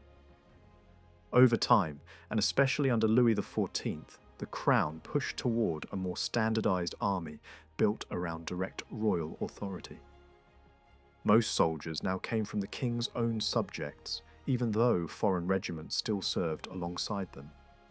Men enlisted as individuals into companies and regiments, rather than arriving as complete hired packages. In theory, this recruitment was voluntary, because poverty and limited opportunities brought many into service. In practice, when volunteers were scarce, recruiters used intimidation and deceit. Either way, joining was the start of a longer process. The army had to clothe men, arm them, train them, and keep them in service. This took more time than buying mercenaries, but it created a force that could be supervised more closely and maintained more consistently. The same shift applied to command. Officers increasingly held their authority from the crown itself. Commissions were granted by the king, and with that came inspection and regulation. Administrators and inspectors watched recruitment, readiness, and supply. The war ministry demanded obedience and punished failures. In the early years of Louis's personal rule, the old habits had not vanished. Great commanders still acted like independent figures. Some ignored bureaucratic orders, resented interference, and defended their autonomy as a matter of honor and status. But over time, the crown tightened the chain of command. Hierarchies were clarified, seniority rules were enforced, and the expectation hardened that decisions flowed downward from the king and his ministers, not upward from proud generals. Even at court, noble officers could be publicly corrected if their units were neglected. The message was simple. Military service was not a social ornament. It was a duty, and the state intended to supervise it. As this system matured, the scale of the army grew dramatically. France moved from the smaller force levels, typical of earlier centuries, to armies that could reach staggering size on paper, and still enormous size in reality. The growth did not happen only during war. Even the peacetime establishment expanded, creating a standing instrument that could be used not only against foreign enemies, but also to enforce order at home. This was a major transformation. It changed the relationship between the monarchy and society, because maintaining such forces demanded steady money, steady administration, and steady extraction of resources. Yet numbers alone do not explain what soldiers were willing to do or endure. The common soldier was rarely driven by modern notions of patriotism. The glue that held him to the ranks was discipline, routine, and the need for food and pay. Desertion remained a chronic problem. Many men hoped simply to survive, eat, and receive wages. Their strongest loyalties were often local and personal, to comrades, to a regiment, to an officer they respected. Some felt reverence for the king, but few were deeply invested in dynastic logic or border geometry. The political reliability of the system rested less on the devotion of the rank and file than on an officer corps bound to the crown by career, privilege, and dependence. For noble officers, however, war offered something that peaceful court life could not: a stage. Military commissions carried status, income, and the chance to build patronage networks. For poorer nobles, the army could provide a modest livelihood with honour attached.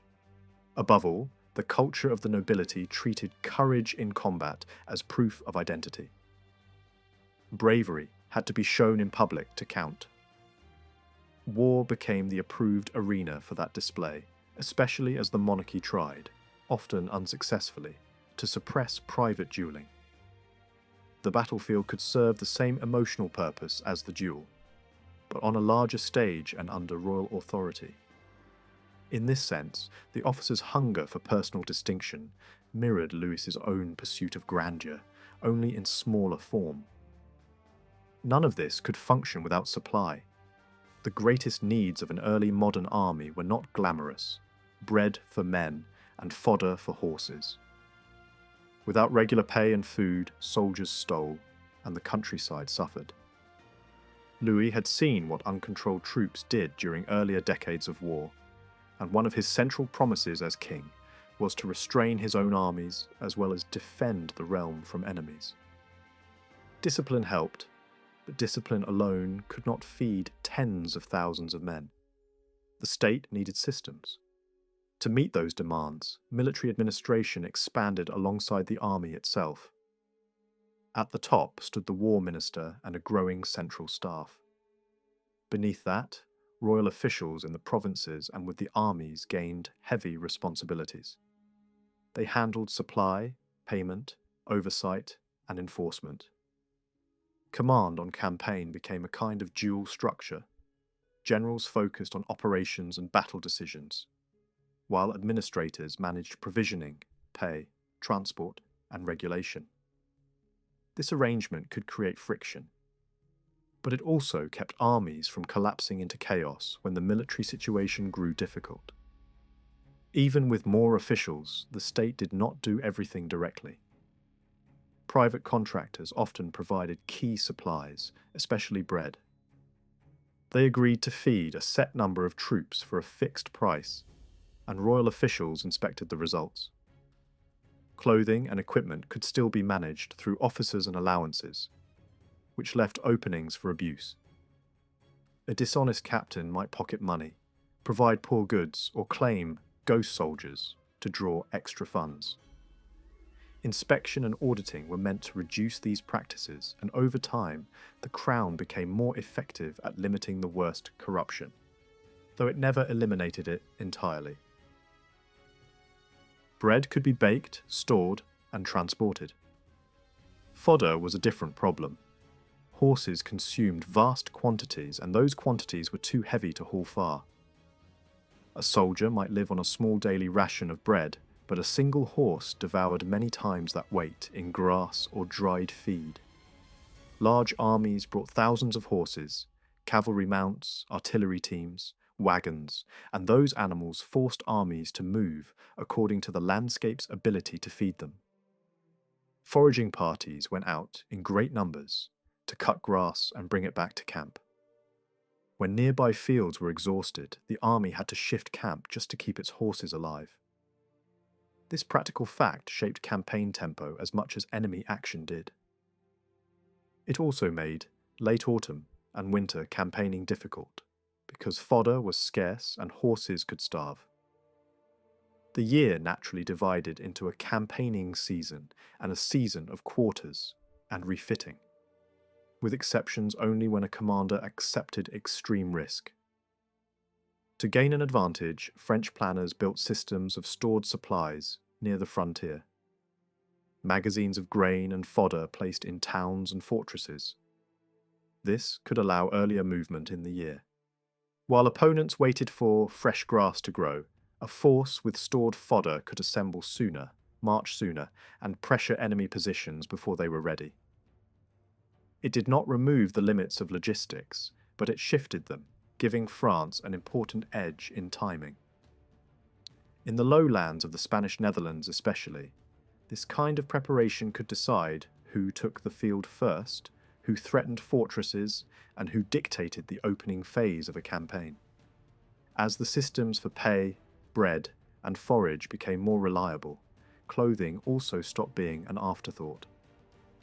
In earlier periods, soldiers often marched off in whatever they already owned, replacing worn items when they could, piece by piece.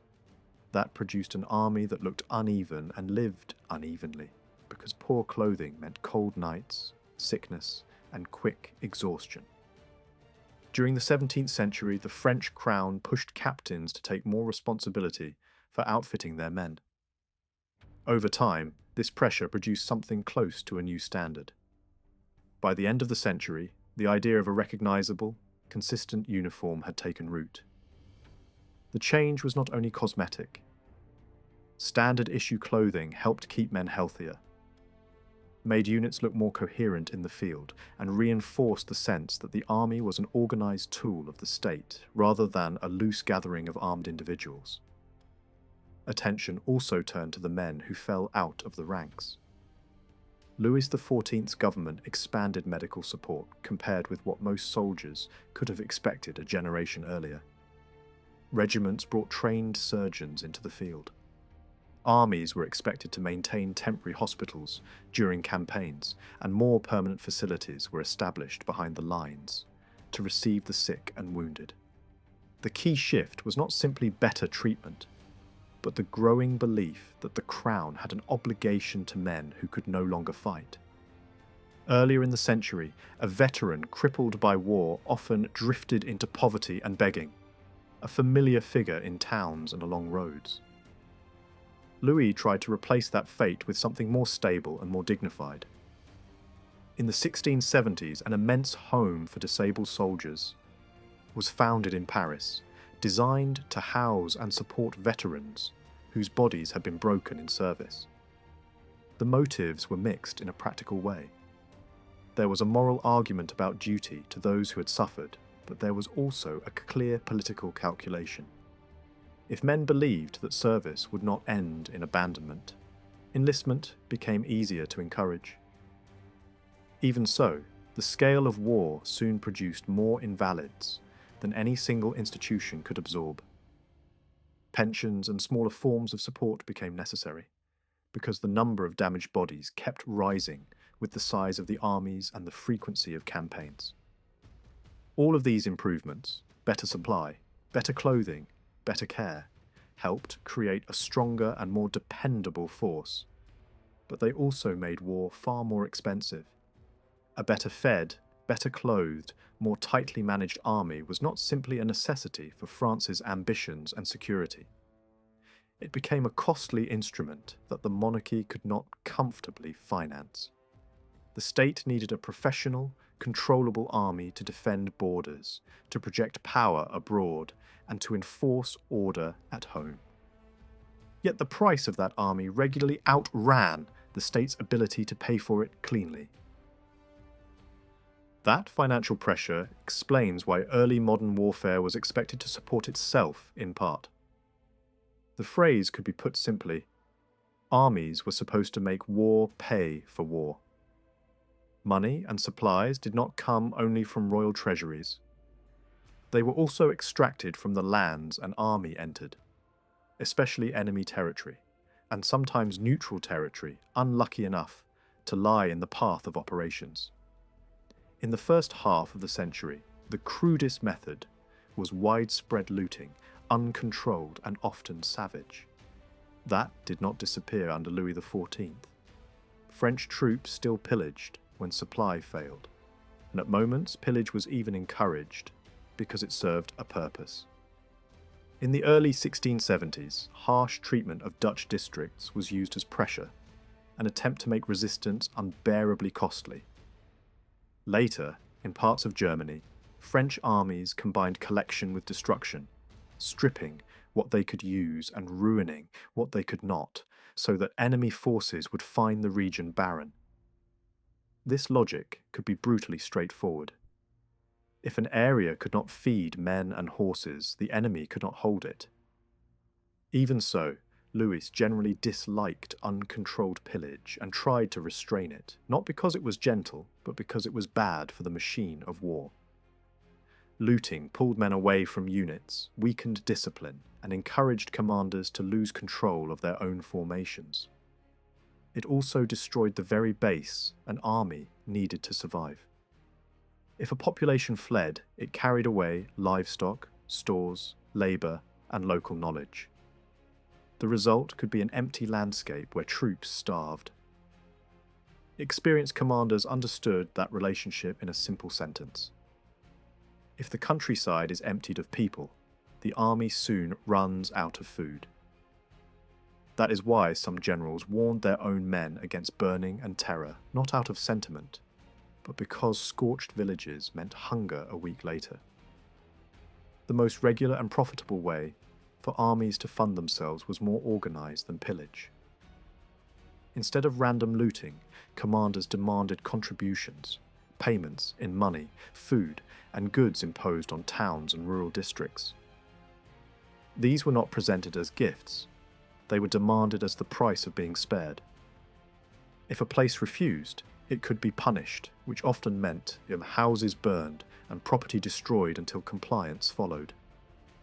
Armies had always extorted, but by the 17th century, this practice became more systematic, almost contractual.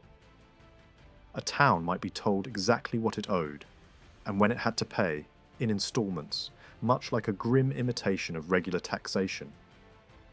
In some regions, demands were even calibrated to what a community usually paid in taxes, which made the system feel familiar in form, even as it was backed by threat and violence. This practice shaped strategy in ways that can seem strange today. Occupying enemy territory was not only about winning battles or holding ground. It was also a method of financing the war effort. That is why an army might seize a district during a campaign with no intention of keeping it after the peace. Holding it for a season could still be useful if it produced money, grain, cattle, and fodder. Fortresses mattered not only as military obstacles but as tools that controlled this flow of extraction. A fortress could shield friendly districts from enemy demands, or it could serve as the base from which contributions were imposed on the surrounding countryside. Some campaigns were designed with this goal in mind. The occupation itself became an income stream, and commanders were judged partly by how effectively they forced hostile lands to pay. Even with royal funds and forced contributions, another hidden source of support sat inside the army itself. Officers were expected to spend their own money to keep units functioning. This burden fell most heavily on captains and colonels. Popular imagination often assumes officers grew rich through command. But for many, especially below the very top, the reality was more precarious. Officers were required to provide clothing, equipment, and various necessities, with the expectation that reimbursement would come from the state. In practice, payments were late, incomplete, or tangled in bureaucratic delay. The result was a quiet rule of the system. Those with private means could sustain companies and regiments, while those without means often remained stuck in lower positions no matter how capable they were. Improving a weak unit demanded personal funds, and not every competent officer had them. Yet commissions remained highly sought after because military command was tied to status and to the pursuit of honour. Men with money competed for posts that might drain them financially because the social reward of command and the chance to win distinction was worth the cost in their world. On the battlefield itself, the French army's reputation rested on the mix of organisation and evolving technology. During the most successful years of the late 17th century, France won repeatedly, and other powers watched and learned. Infantry changed the most, cavalry changed far less, and artillery remained powerful but often better suited to sieges than to fast-moving battles. Early in the century, infantry still relied on a combination of firearms and long spears. The typical firearm used a slow, awkward ignition method that depended on a smouldering cord. Loading took time, misfires were common, and handling burning material around gunpowder was dangerous. Fire could reach farther than most men could aim with any real precision, and effective fire required closing to relatively short distances. Because firing was slow, infantry could not rely only on guns. When cavalry charged, a man with an unloaded firearm had little protection. That is why the long spear remained essential for decades. A block of men with long points lowered could discourage horsemen from crashing through, and musketeers could shelter behind those points while they reloaded. Over the second half of the century, the balance shifted. Lighter firearms with safer ignition mechanisms spread slowly, helped by the fact that they were easier to manage once loaded. These weapons cost more, so adoption was gradual, but the advantages were clear. Fewer misfires, less danger, and more flexibility. The decisive change came when the firearm was paired with a bayonet that could be fixed without blocking the barrel. Earlier, bayonets turned the gun into a spear only by preventing it from firing, which was a crude trade. A better attachment allowed infantry to keep firing while still presenting a wall of steel at close range. Once that became common, the long spear lost its purpose. Infantry could now defend themselves against cavalry without separate pike formations, and older weapons and older structures faded out together. These changes reshaped infantry tactics. Units were organized in regiments, but they fought as battalions, and battalion size, in theory, could be large even if actual strength in the field often fell below the ideal. The deeper question commanders faced was how to arrange men so that they could fire effectively without collapsing into chaos. Earlier in the century, infantry often stood in deep formations because slow loading required a kind of rotation. Men in front fired, stepped back to reload, and others stepped forward. As training improved and weapon handling became more efficient, formations could be thinned and widened. Over the decades, the number of ranks tended to shrink. That thinning was not a sign of weakness. It was an attempt to put more guns into the line and to create more firepower across the front. Battle losses could thin these ranks even further by late season, and commanders adjusted as units shrank. Cavalry showed more continuity. The heavily armoured knightly style had largely vanished. The decisive weapon was still the sword, supported by pistols and, in some units, short firearms. Mounted troops also diversified. France increased the use of dragoons, men who rode for speed but often fought on foot, along with smaller numbers of light horse meant for scouting and harassment. Cavalry, like infantry, was organised into regiments, but it fought in squadrons, and squadron formations could thin from 3 ranks to 2 as casualties mounted. The cavalry charge itself was controlled violence. Too much speed too early broke order. Too much caution reduced impact. Commanders aimed for a measured advance that preserved formation, followed by a short burst at the end to deliver shock. Artillery had a formidable reputation and played a huge role in sieges, which became one of the defining features of war in this era.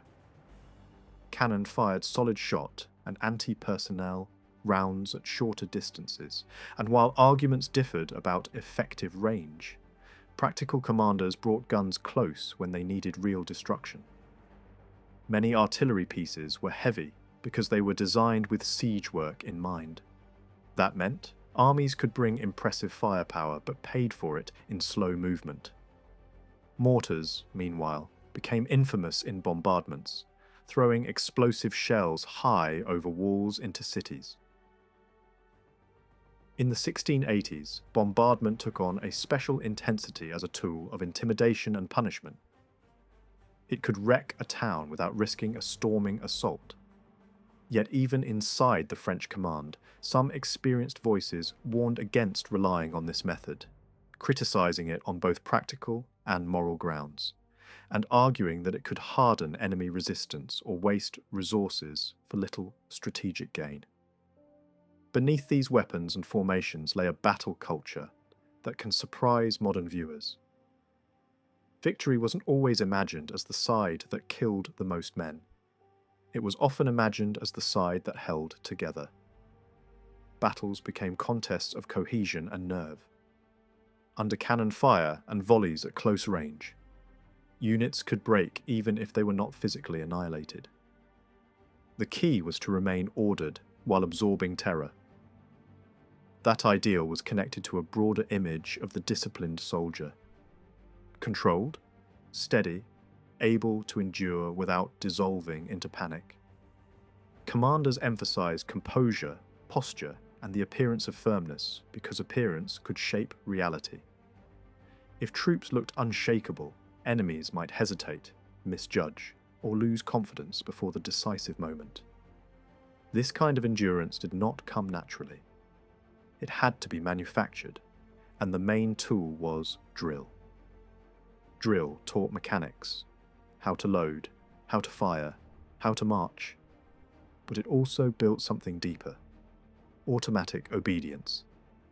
In this period, many officers distrusted the initiative of common soldiers. They assumed fear and self-interest would rule unless behavior was shaped by relentless routine. So training was designed to make actions nearly reflexive. Soldiers were expected to perform under stress because the movements had been repeated until they required little conscious thought. Marching in order, holding formation, presenting the right front, responding to commands without hesitation. These were treated as the foundations of victory, sometimes more important than individual bravery. Louis XIV took a striking personal interest in this world of drill and display. His fascination began early and never fully faded. He watched exercises, promoted model units, and supported training that extended beyond small company movements into large-scale maneuvers where whole bodies of infantry and cavalry could practice acting as one. Garrisons drilled regularly. Winter quarters became training seasons as much as resting seasons, and peacetime camps and reviews allowed commanders to rehearse coordination at scale. Inspectors played a vital role by enforcing uniform methods across regiments, ensuring that one unit's movements matched another's. The result was an army that could look, and often act, like a single disciplined machine. It was not flawless, and it was never cheap, but it represented a new kind of force, standardized, supervised, and designed to endure the brutal logic of early modern battle. Improved training and tighter discipline did more than make soldiers look sharper on parade. It gave commanders the ability to move larger bodies of men as a single instrument, and for a time it made it possible to bring bigger armies into the same battlefield space without instant collapse into confusion. In the long struggle with Spain from 1635 to 1659, French forces fighting in the field were usually modest by later standards. An average field army in that era gathered roughly 15,000 men for major operations. By the time of the Dutch War, the typical battle force had grown to around 25,000, and in a few moments it climbed far higher. One of the largest French armies committed to a single battle was the force that fought at Seneffe in August 1674, around 50,000 men under the Great Condé. In the 9 Years' War, battlefield armies grew again. Average forces in major actions approached 40,000 men, and in 1693 Marshal Luxembourg led an enormous army of about 80,000 to victory against William III at Neerwinden. By that stage, sheer size began to threaten effectiveness. Veterans of the age warned that beyond a certain point, an army becomes difficult for everyone involved. The commander cannot truly control it. The soldiers struggle to keep order within it, and even the suppliers cannot keep it fed. The War of the Spanish Succession did not push battlefield forces much higher than this, not because ambition faded, but because the practical limits were already being reached. Within these armies, cavalry remained a major part of the fighting machine. As a broad pattern, horsemen made up about a third of a field army. During the 9 Years' War, French armies often hovered around 30% cavalry, and even when exhaustion pressed harder in the War of the Spanish Succession, the proportion only dipped slightly. Cavalry mattered because it could move quickly and react to openings that only appeared during the chaos of combat. Many battles in this period ended not with an infantry collapse alone, but with mounted troops exploiting a break in the line, turning a shaky moment into a rout. Louis XIV himself tended to believe cavalry action could be both less ruinous and more decisive than an infantry grind, partly because mounted attacks could break will and order without requiring the same prolonged exchange of volleys. Cavalry also mattered outside the main clash. On campaign, it scouted roads, screened marches, hunted enemy detachments, and gathered supplies. In some theatres, especially along the Rhine, French armies carried a higher share of horse, precisely because mounted parties were so useful in ranging out to collect forage and keep an army alive. When these forces formed for battle, they usually followed a recognizable template. The main body stood in two large lines, one behind the other, with additional troops held back as a reserve. Earlier in the century, infantry units often left wide gaps between them, creating a broken-looking front, but over time these spaces narrowed as commanders sought more continuous firepower and better mutual support. Still, even late in the century, the line was rarely a perfect wall of men. The army was not arranged as one mass, but as a set of building blocks. By the late 17th century, French field forces commonly grouped battalions and squadrons into temporary clusters designed for a particular campaign. Infantry might be bundled into formations of several battalions, while cavalry was grouped in larger clusters of squadrons. These groupings then form the shape of the battle line, giving commanders a way to maneuver parts of the army rather than trying to move the entire host at once. Artillery placement depended on terrain and plan. Commanders valued high ground because a battery placed on a rise could dominate large stretches of open space. Battery sizes varied widely. Sometimes a few guns supported a wing. Sometimes dozens were concentrated to hammer a point. In some battles, artillery opened the engagement almost as a ritual announcement. Cannon could reach first, and the thunder of the initial exchange often signalled that negotiation was over. Yet not every battle began with artillery. Many began with cavalry collisions because horse could close distance faster than infantry could advance in good order. In time, most large fights turned into a brutal exchange between infantry lines. Once the foot soldiers marched into effective range, volleys ripped through formations, and the contest often became one of endurance. When infantry grew shaken or thinned by sustained fire, it became vulnerable to a push by enemy foot or to a mounted strike delivered at the right moment. But the great set-piece battle was never the only fighting of a campaign, and it was often not even the most common. The daily violence of war more often came in smaller actions. Raids, ambushes, convoy attacks, and sudden blows delivered by detached parties. This was the constant background noise of campaigning. War conducted by moving groups, rather than full armies. These parties performed tasks that kept the larger machine functioning. They cut fodder, guarded supply wagons, attacked enemy convoys, gathered intelligence, sealed off roads to a fortress under siege, and kept hostile detachments from doing the same. Ambush and surprise were their preferred methods.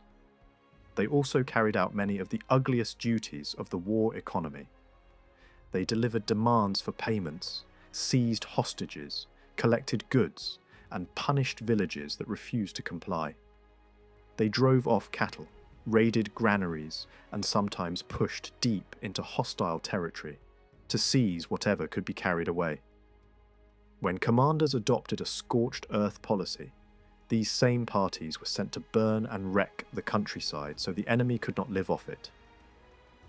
This kind of small-scale warfare required skill and local knowledge. A successful leader needed to understand roads and rivers, speak the language of the region, and know how to move quickly without being trapped. The forces involved were varied. Regular units could detach men for this work.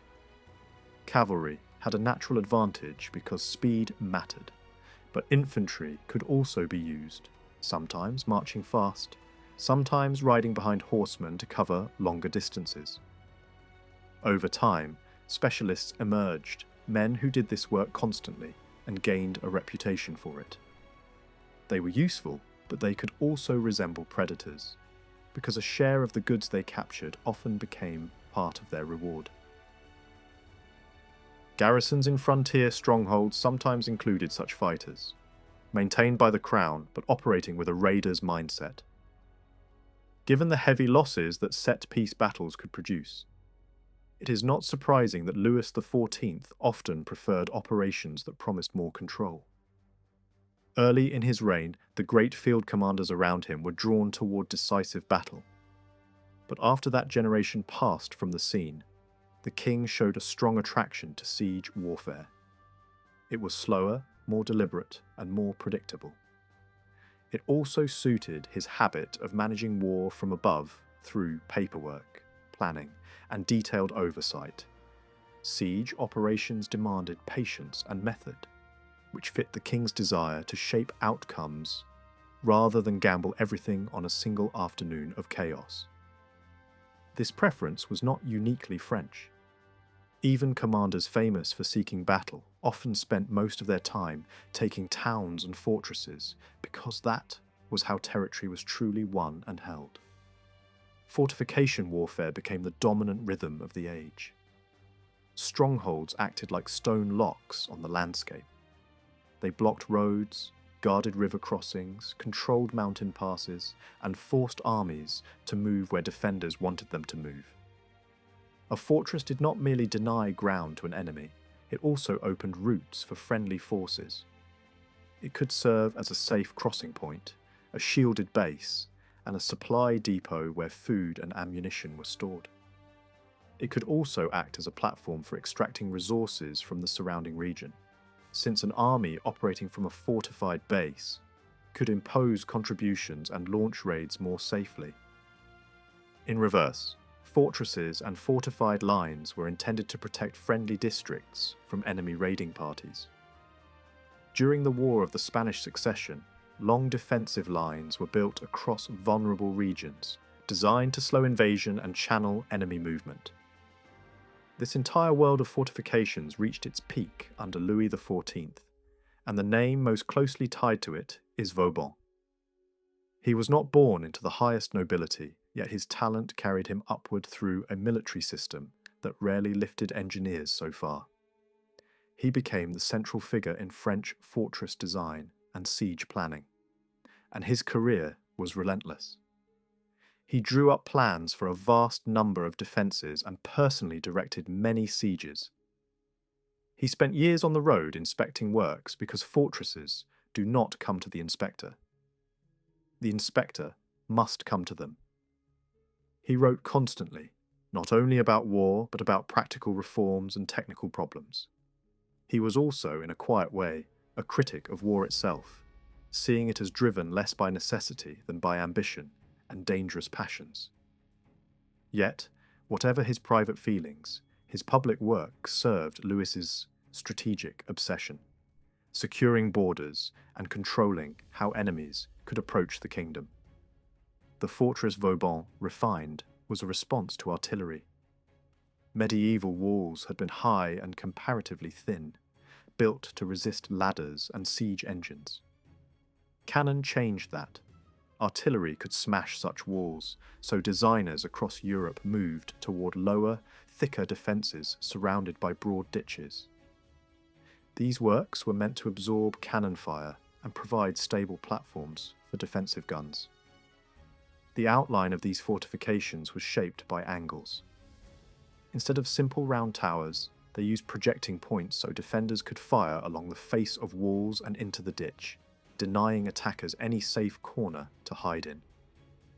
The result often looked like a star from above, not for decoration, but because geometry created overlapping fields of fire.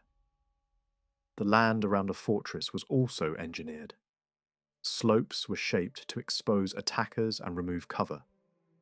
Defensive infantry positions were sunk into the ground beyond the ditch, protected by earthworks, allowing musketeers to fire while remaining relatively shielded. A fortress became an artificial battlefield, designed to give a smaller garrison the advantage against a larger besieging army. Entire cities could be adapted to this pattern, though not all. Some places were simply too large and too expensive to modernize in full, and their defense was pushed outward toward the frontier instead. Vauban's larger vision went beyond individual forts. He wanted border defense to function as a system. In the north, where the frontier was exposed and the terrain allowed rapid invasion, he aimed to create layered belts of strongholds. The idea was not to rely on one wall, but to create depth. Multiple fortified points that could delay, bleed, and frustrate an invading army while French forces concentrated to strike. This was also tied to strategy itself. If borders were jagged and confused, defense became harder. Straightening them could be done by retreating and abandoning forward positions, or by advancing and filling in gaps. Louis did not like retreat. He wanted to hold every foot of what he considered his land, which encouraged a paradox, an overall defensive goal pursued through aggressive additions. Taking a fortress could be justified as making the border safer, but to neighbours it often looked like appetite disguised as caution. The actual process of taking a fortress became a craft where digging often mattered more than swordplay. The first step was to seal the stronghold off from help. Troops spread around it, cutting roads and blocking relief. Next came defensive rings of earthworks, one facing inward to protect the besiegers from sorties, and another facing outward to guard against an attacking relief army. These lines were built beyond the reach of the fortress guns and could stretch for miles. Constructing them required huge labour forces. Soldiers did part of the work, but large numbers of coerced labourers from the surrounding countryside were often used for the heavy digging where the danger was lower. Then came the most dangerous work. Approach trenches that crept forward into range of the fortress fire. These trenches zigzagged so defenders could not shoot straight down them. They were usually begun at night because daylight exposed the diggers to cannon and musketry. Engineers and trench crews often took severe losses because they had to work before their protection was complete. In this world, bravery was measured not only by charging forward, but by spending hours with a shovel under fire. Vauban made this process more systematic. Instead of relying on scattered trenches alone, he used a staged method that created broad trench lines parallel to the fortress, allowing troops to gather, coordinate, and defend their work. Batteries were placed at carefully chosen distances to batter walls, suppress defenders, and support the next advance. Step by step, new trench lines were dug closer, each one tightening the net and making the fortress's situation worse. This method reduced chaos and could reduce casualties, because it avoided reckless assaults. When applied well, the fall of the fortress became less a matter of chance and more a matter of time. Yet this efficiency came with a heavy price. Siege warfare devoured resources on a massive scale. Food for tens of thousands of men, fodder for horses, mountains of shot and powder, tools for digging, timber for works, wagons for transport, and endless labour. Even when casualties were limited, the material cost could be crushing. That is why major sieges could not be multiplied without limit. They tied down large armies, consumed supplies at alarming speed, and forced commanders to choose targets carefully. Under Louis XIV, the fortress and the siege became the central pieces of war, not because battles disappeared, but because taking and holding ground in this era so often meant taking and holding stone. Positional warfare in this era was not limited to walled towns and star-shaped fortresses. Across the Low Countries, it also appeared as something even more ambitious. Defensive lines that stretched for enormous distances, sometimes running from river to river, and all the way to the coast. In the Spanish Netherlands, some of these systems spanned more than 100 miles. They grew out of older chains of outposts, built for a familiar purpose, to shield valuable districts from being milked by enemy raiders, and to prevent hostile forces from turning occupied land into a steady source of money and supplies. Engineers argued that long lines could block entry into friendly territory, and make it harder for an enemy to levy payments on communities. When the lines were properly held, local people sometimes experienced a rare, grim kind of security. Raids did not vanish, but they became far less frequent in areas protected by continuous earthworks and guarded crossings. These defensive systems began to appear during the Dutch War, became far more common in the 9 Years' War, and reached peak importance during the War of the Spanish Succession. Whenever possible, the builders anchored their lines on rivers and canals, using water as a natural barrier, like an enormous ditch. Where water did not exist, it was replaced by engineering. Strongpoints were built at intervals, and the gaps between them were filled with long stretches of entrenchment designed to slow or break an attacker. These were not shallow trenches scratched into the ground. They were raised banks of earth built to function like a simplified fortress wall. Labourers started by digging a ditch and throwing the excavated soil onto the friendly side, forming a high embankment. In places, the line was shaped with angled projections, so defenders could fire along its face and reduce blind spots. Instead of sheltering down in the ditch, defenders stood on firing steps cut into the inner side of the bank, using height and cover to shoot more effectively.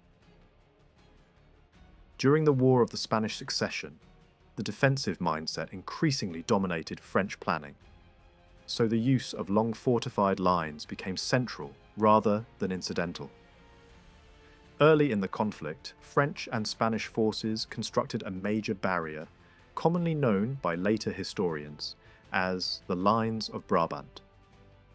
It began near Antwerp and ran for roughly 130 miles, threading its way past key towns and reaching the Meuse, south of Namur.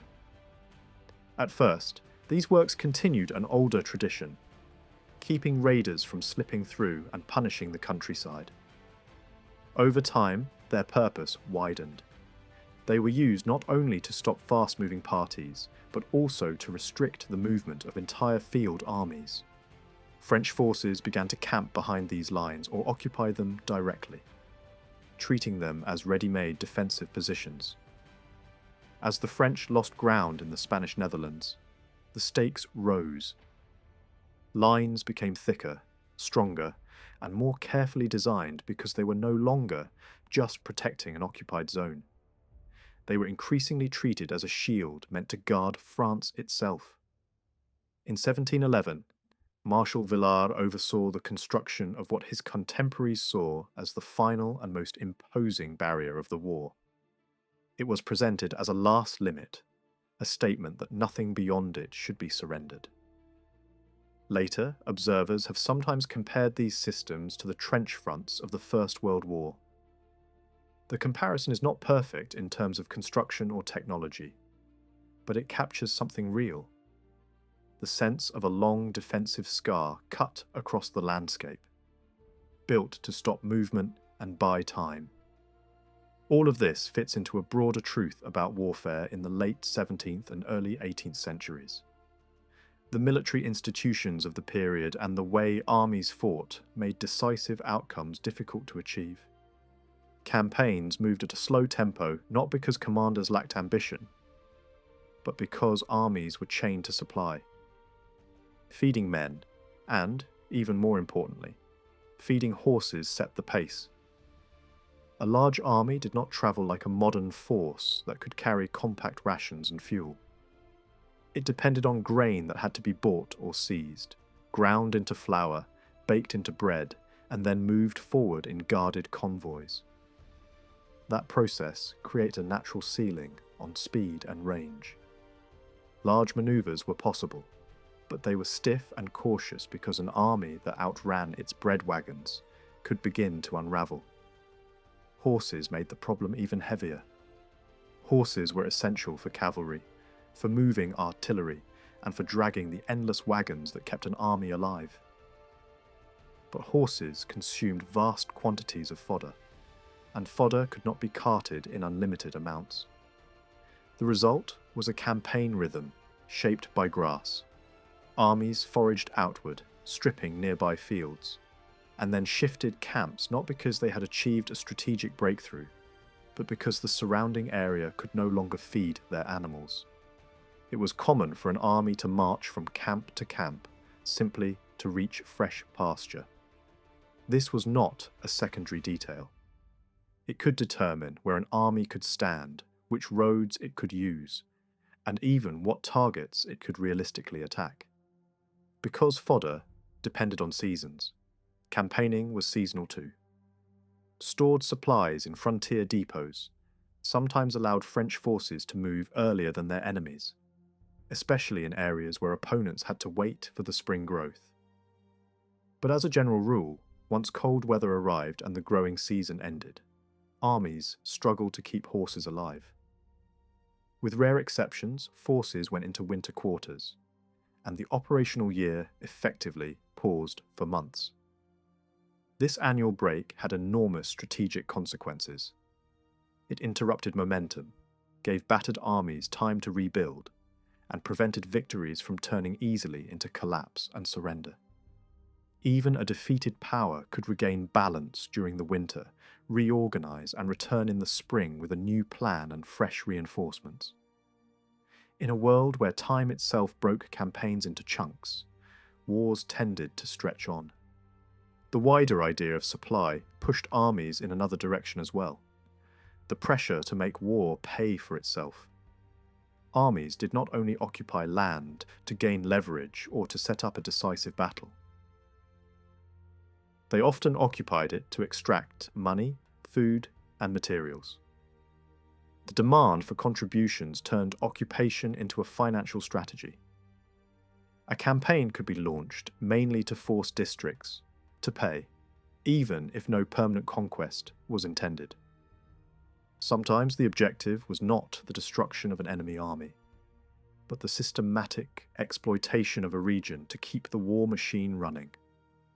The Spanish Netherlands repeatedly suffered this kind of occupation, where territory was held as a resource bank rather than as a lasting prize.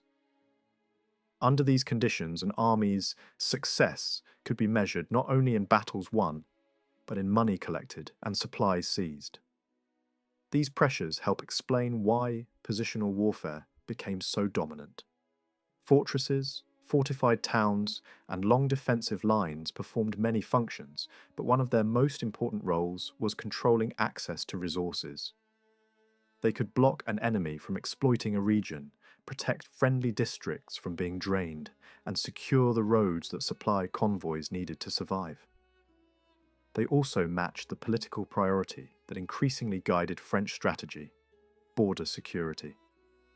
The promise of fortifications was simple: slow down invasions, channel enemy movement, and buy time.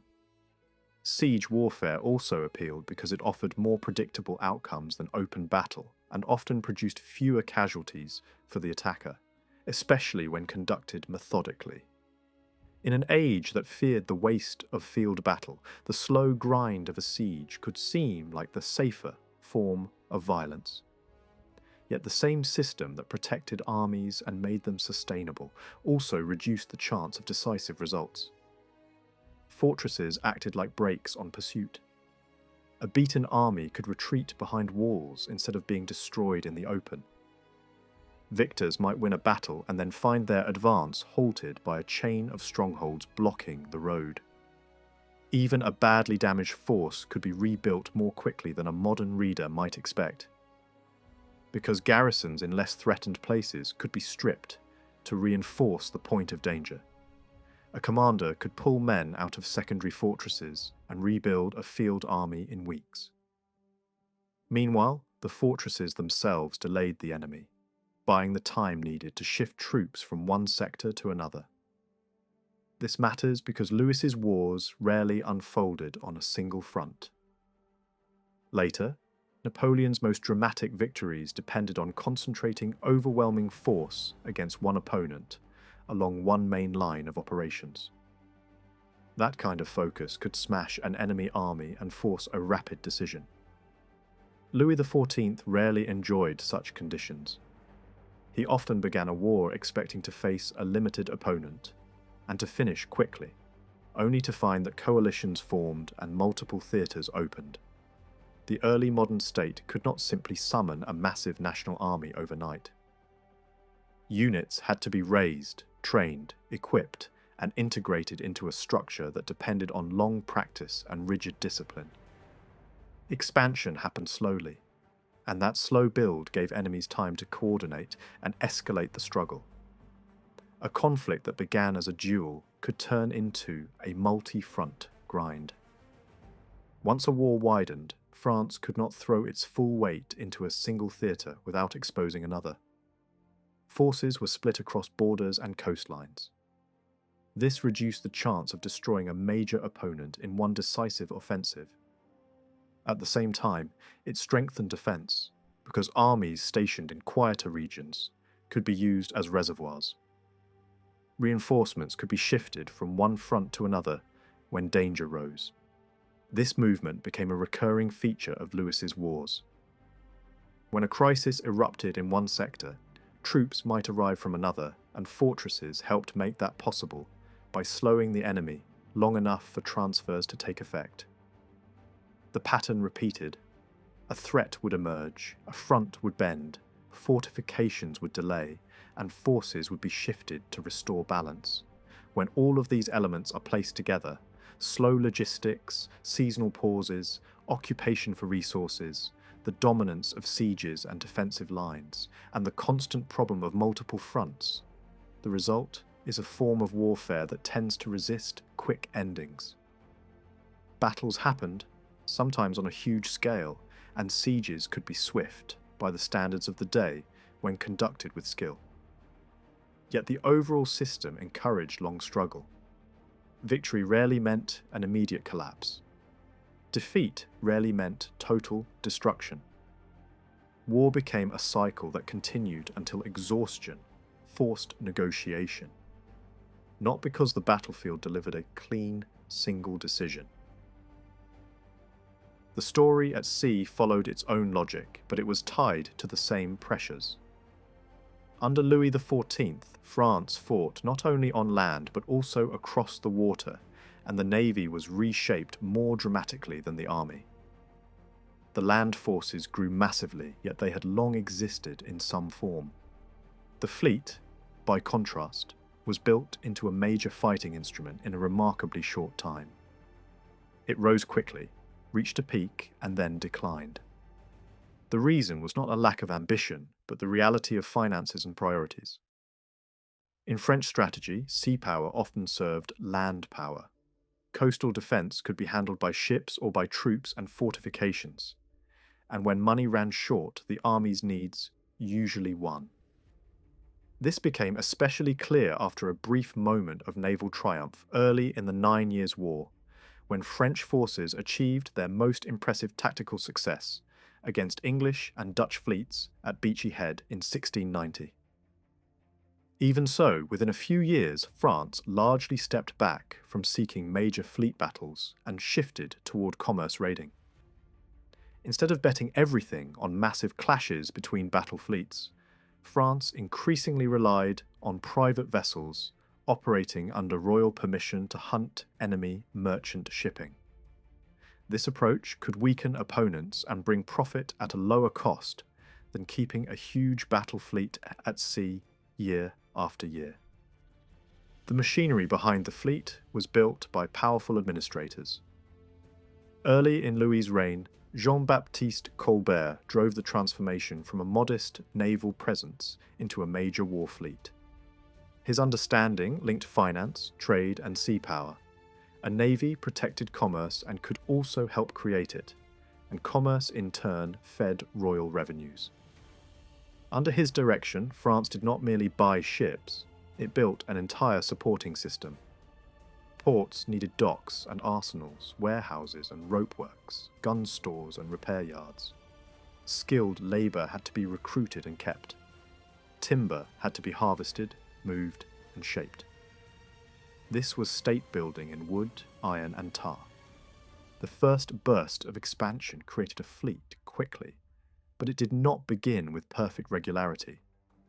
Over time, regulations and procedures introduced more uniform standards.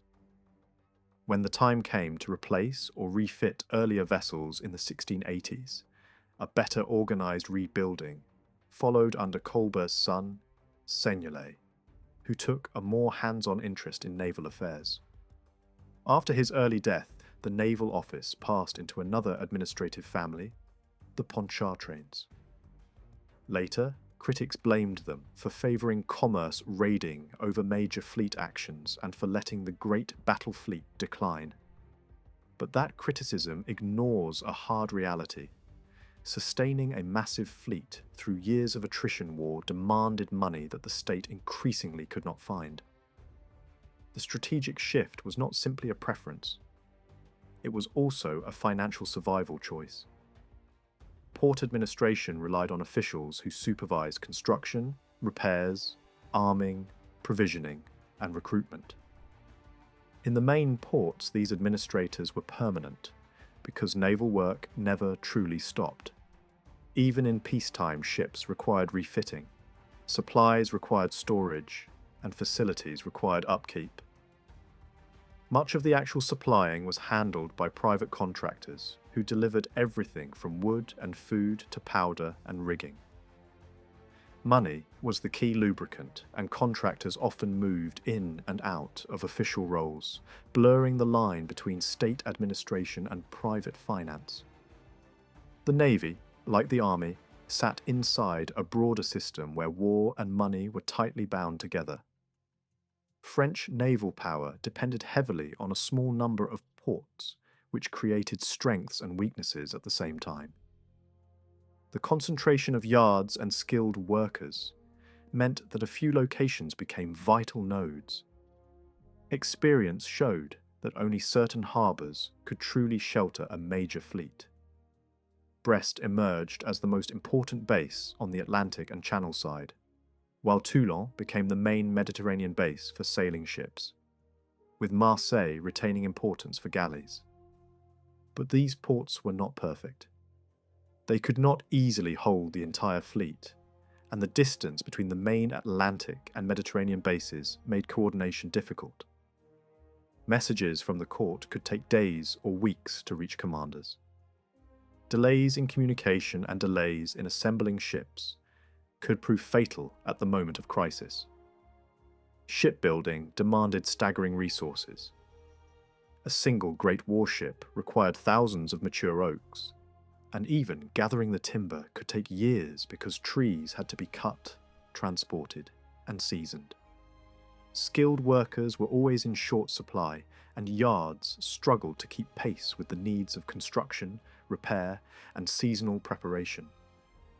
Naval warfare was seasonal too. Ships typically campaigned in warmer months and returned to port before winter storms. When they came in, they were often stripped of guns, powder, and stores to preserve both ship and equipment, and to make repairs easier. Then, as spring approached, orders went out to prepare a certain number of ships for the next season. This cycle meant that the official number of ships in the Navy could be far higher than the number actually ready to sail in any given year. As French shipbuilding matured, administrators pushed for more standardized design and classification, dividing ships by size and gunpowder. The largest ships were impressive symbols of royal ambition, but extreme size was not always practical. Massive vessels could be difficult to handle, expensive to maintain, and ill-suited to many harbours. Over time, French ship design improved and in some respects matched or surpassed rivals, though all navies of the era still lacked many of the refinements that later centuries would take for granted. Manning these ships was, in some ways, the hardest problem of all. Wartime fleets required manpower on a scale that resembled a field army. Tens of thousands of men were needed, and not all of them were skilled sailors. To reduce reliance on random and violent impressment, the state attempted a more systematic approach by registering seamen and organising them into rotating classes of service. In theory, one portion would serve each year while the others remained available for commerce. In practice, wartime demands broke the system. Sailors fled, resisted, or chose better-paying work in merchant service and privateering.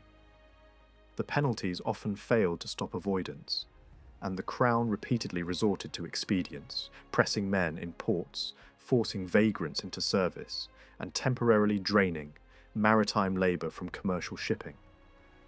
Naval service offered harsh conditions, disease, hunger, and high risk. Many men did what they could to escape it. The result was a constant struggle to fill crews, a struggle that could disrupt the economy and limit how many ships could be sent to sea. Creating a fleet was one challenge. Finding the right people to command it was another, and in some ways it was harder. The Navy did not need anything like the huge officer corps that marched with the king's armies. Even when France was operating around 120 major warships in the early 1670s, the number of commissioned sea officers remained relatively small. The army at full wartime strength relied on tens of thousands of officers across its regiments, while the ships of the line were led by a much narrower group. Yet the Navy struggled to staff itself for reasons the army did not face in the same way. Sea command required a sharper, more technical competence. A mistake on land could be contained, corrected, or absorbed by the mass of an army. At sea, incompetence could destroy an entire ship and everyone on board in a single moment. Navigation, weather, seamanship, gunnery, and ship handling were skills learned through experience, not inherited through status. The Crown would have liked its fleet to be commanded primarily by the highest layers of society, the old nobility that formed the traditional backbone of officer life on land. But the social structure of naval command did not match the armies.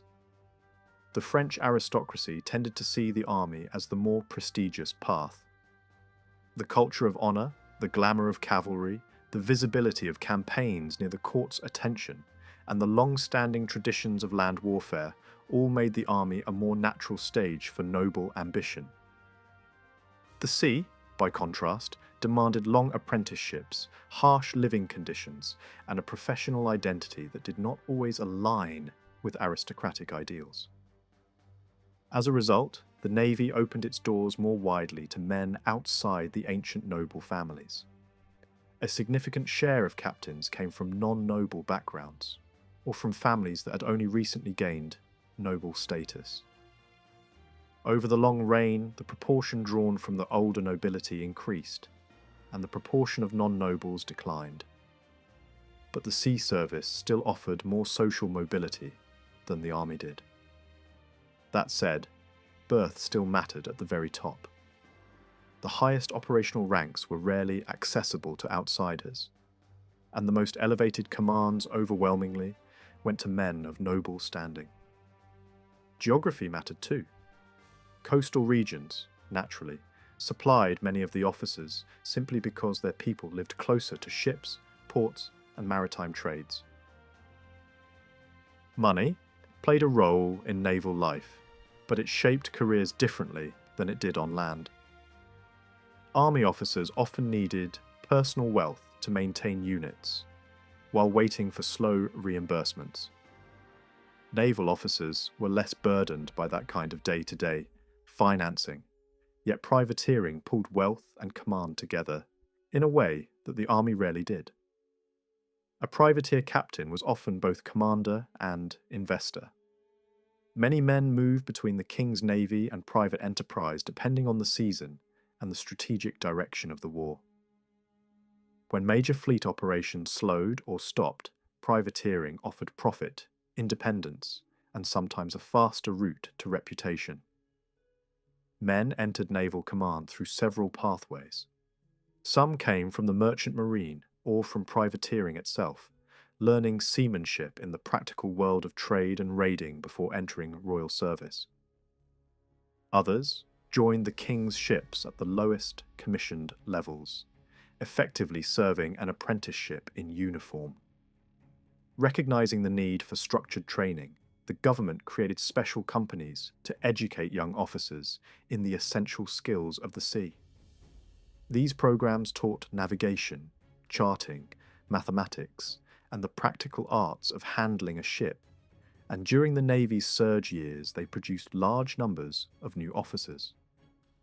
Another route, especially for nobles seeking a maritime identity, ran through Mediterranean service connected to religious and chivalric traditions, where young men gained experience on galleys before transferring into the sailing fleet.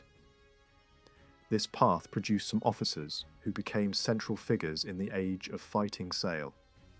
At the top of the official structure stood an admiralty that carried immense prestige but limited direct control. The crown revived the title and placed it in the hands of royal princes, turning it into an honour and a source of income more than a command post. Real operational direction rested with senior professionals based in the main naval regions.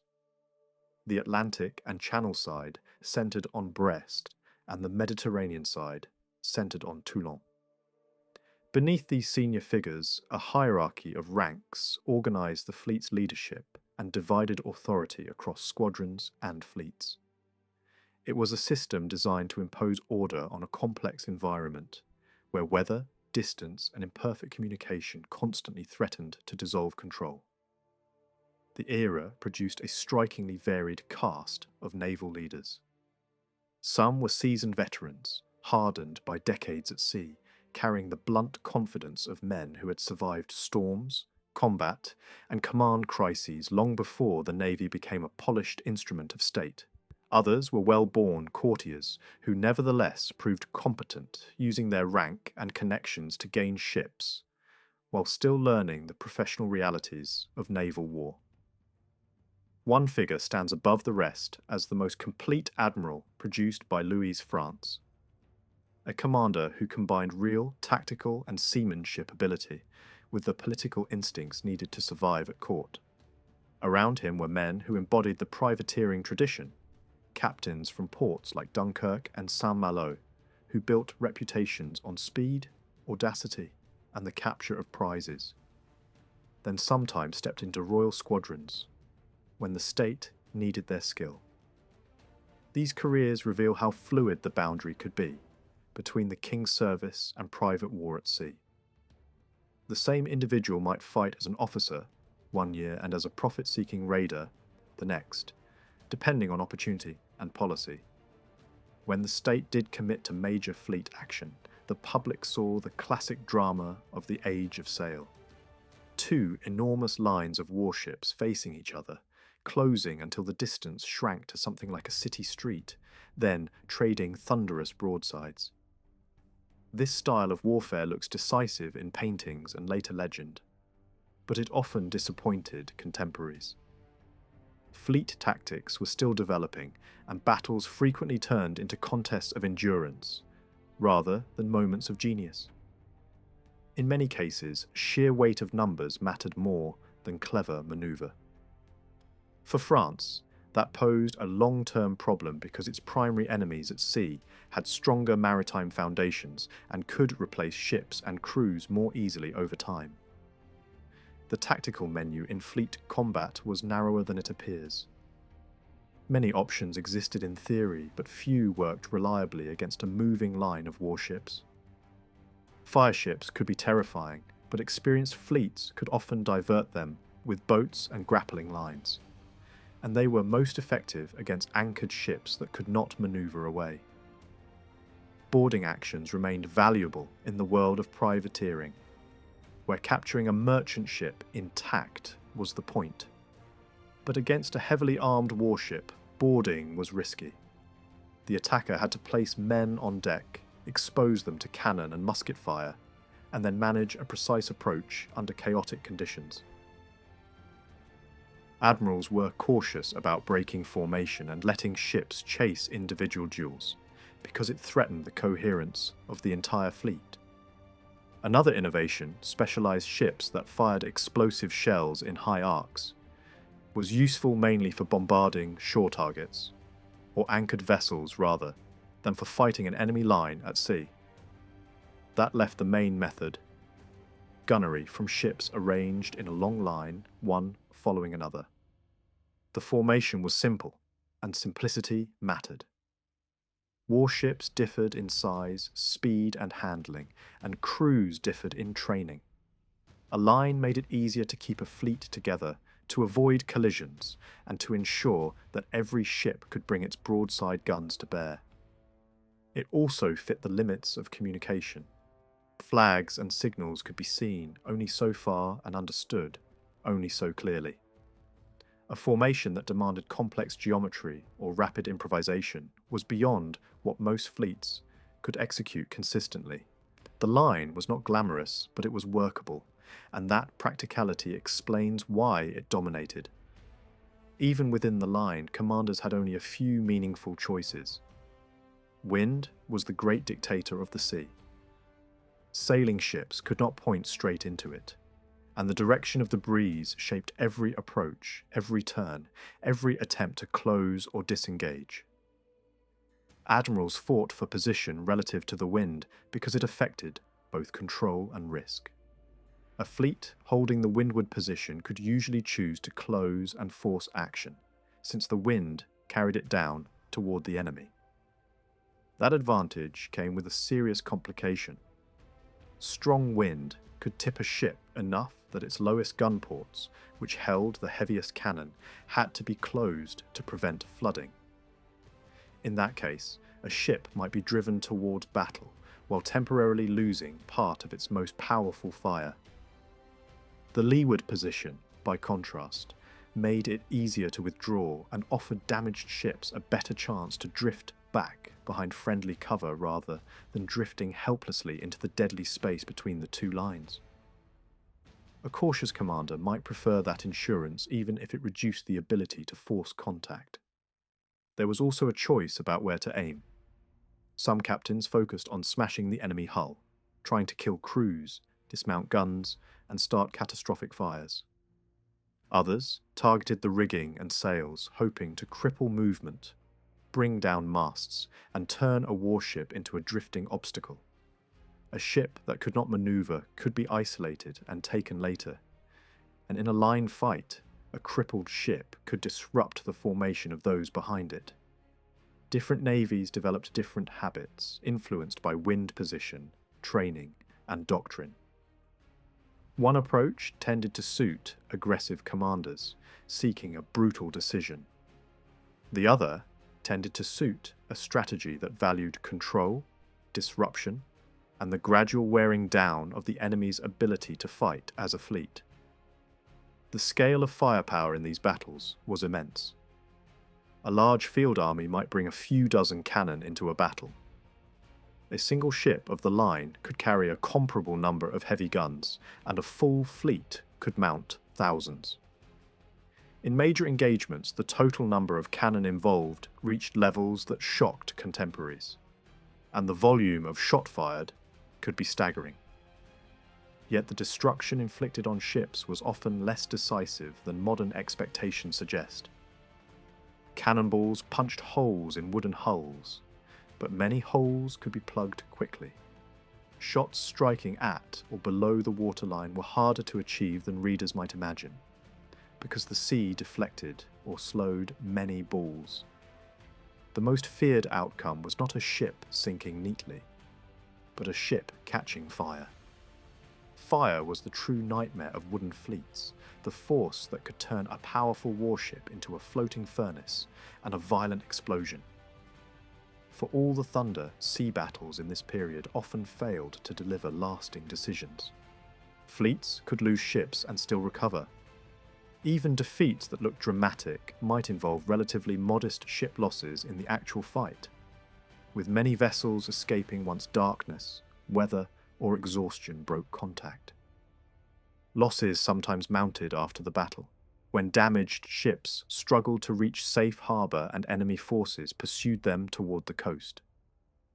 Casualties at sea could also be lower than the butcher's bills of major land battles, and because fleet actions exhausted the winners as well as the losers, it was difficult to press an advantage hard enough to wipe out an opponent. An admiral who had fought for hours might find his crews shattered, his ships damaged, and his formation disordered.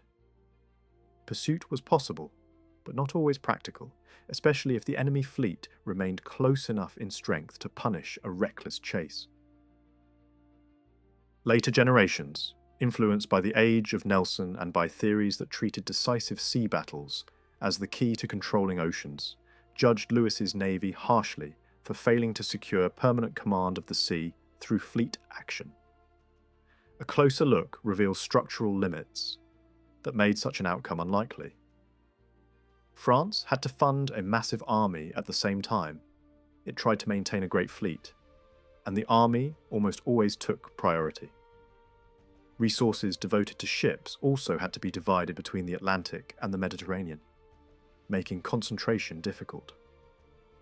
Geography added another handicap. The French lacked a chain of strong channel ports, where a damaged fleet could quickly shelter, refit, and return to sea. England, by contrast, could often fall back into nearby harbours and preserve ships after defeat. That difference shaped how much any victory could matter in practice. A fleet that wins a battle but cannot safely anchor or repair in the right places cannot easily turn success into lasting control. There is also a deeper question about what fleets could realistically achieve at the time. Given the nature of ships, weapons, and tactics, major battles may simply have had limited potential to decide wars in a durable way.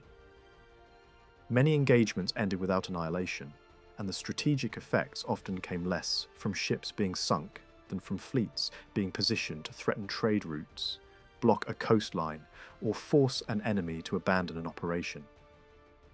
Sometimes the most effective naval victory was not a spectacular battle at all, but the quiet fact that one fleet's presence in the right sea at the right moment could make an invasion, a siege, or a supply effort impossible. In that sense, naval power in Louis's age was often about pressure and denial, rather than the clean, final knockouts that later centuries came to expect. By the end of Louis XIV's reign, the outcome of naval war was shaped less by dazzling victories than by a slow arithmetic of resources. Once the Allied fleets reached a clear and sustained advantage, France had strong reasons to avoid placing its main squadrons into fights where even a competent performance could only end in damage, exhaustion, and little strategic gain. In one of the clearest ways to describe this reality, modern historians have argued that supremacy at sea tended to emerge through accumulation over time, not through a single dramatic encounter. The side that could keep building, repairing, and manning ships year after year would eventually hold the upper hand.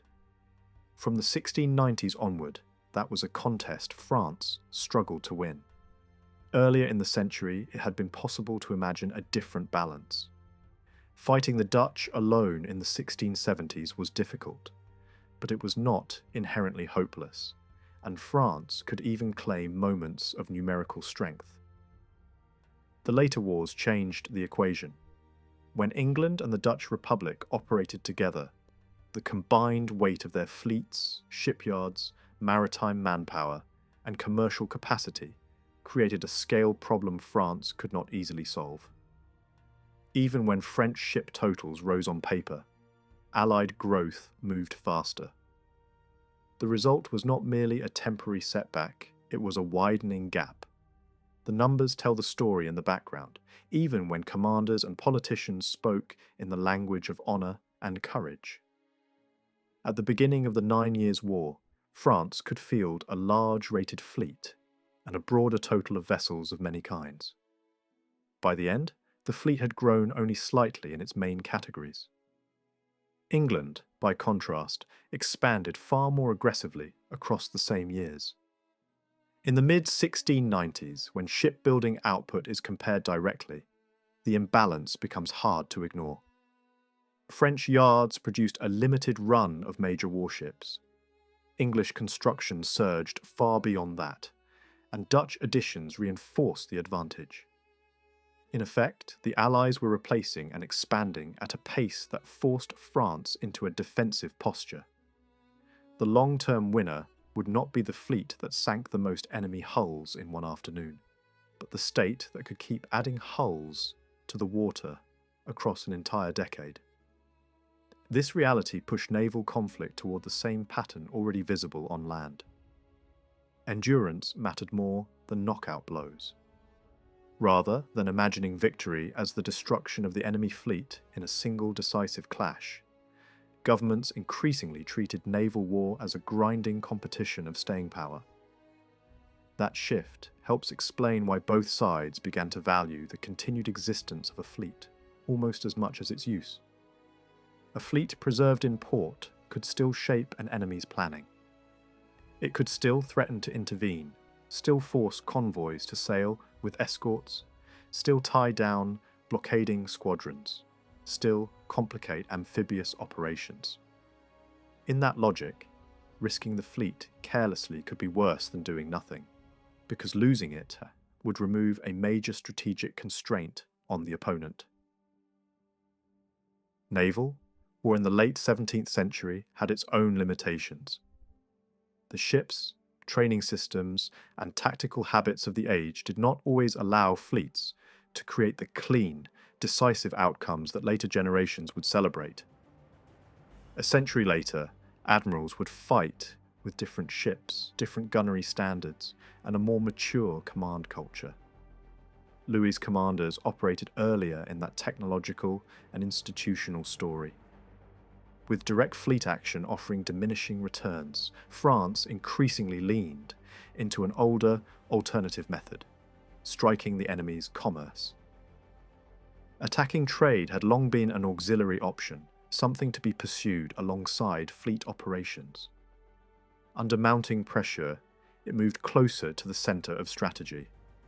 This approach did not always carry the same prestige as a grand battle line, but it was practical.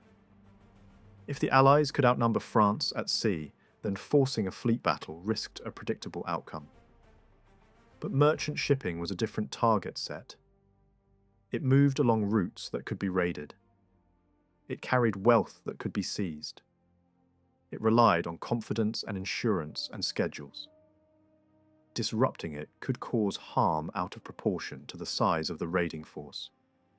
Even during years when France still attempted to challenge Allied fleets in formal actions, commerce remained a legitimate objective. Royal orders could direct squadrons to strike at major convoys, especially those carrying valuable goods across long sea lanes. At the same time, privately financed raiders were already proving how profitable and disruptive commerce warfare could be. The capture system became so active at moments that the legal machinery in port struggled to keep up, and procedures had to adapt to the volume. In some cases, raiders were even permitted to settle captures at sea rather than dragging every prize into harbour, simply because administrative capacity was being overwhelmed. The real shift toward commerce war as a primary method took place under a cluster of pressures, rather than one single defeat.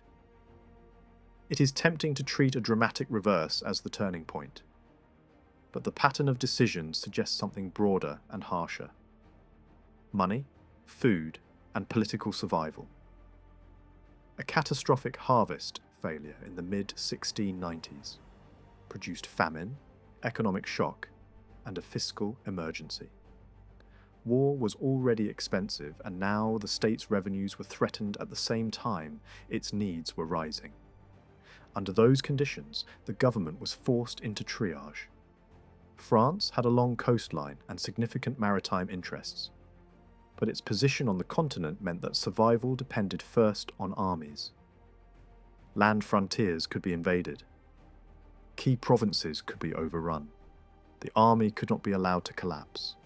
So when budgets tightened, the Navy absorbed the heavier cut. This was not a subtle adjustment. Funding for the sailing fleet fell sharply from its earlier peak, while the Army's budget declined only modestly by comparison. In effect, naval restraint was multiple times harsher than land restraint. That ratio reveals the true hierarchy of priorities. The fleet might be powerful, useful, and prestigious, but it was not treated as the foundation of national security in the way the army was. And once the government accepted that it could not afford to expand its battle fleet fast enough to keep pace with the Allies, the logic of avoiding large fleet battles became stronger. The move toward commerce warfare was also supported by influential voices who framed it as rational rather than desperate. Prominent military thinkers argued that major fleets consumed huge sums and often produced disappointing returns, especially when set against the cost of building and maintaining them year after year. Commerce raiding, by contrast, could be framed as cheaper, less risky for the state itself, and potentially damaging to opponents whose strength rested on trade and maritime finance. It offered a way to continue fighting at sea without staking the entire naval arm on a single engagement it could not afford to lose. Adopting commerce war as a central approach also required practical reforms. It was not enough to tell private captains to sail. The legal and administrative system had to make raiding attractive to investors and crews. Prize handling was streamlined. Rules were adjusted in favour of the entrepreneurs who financed ships.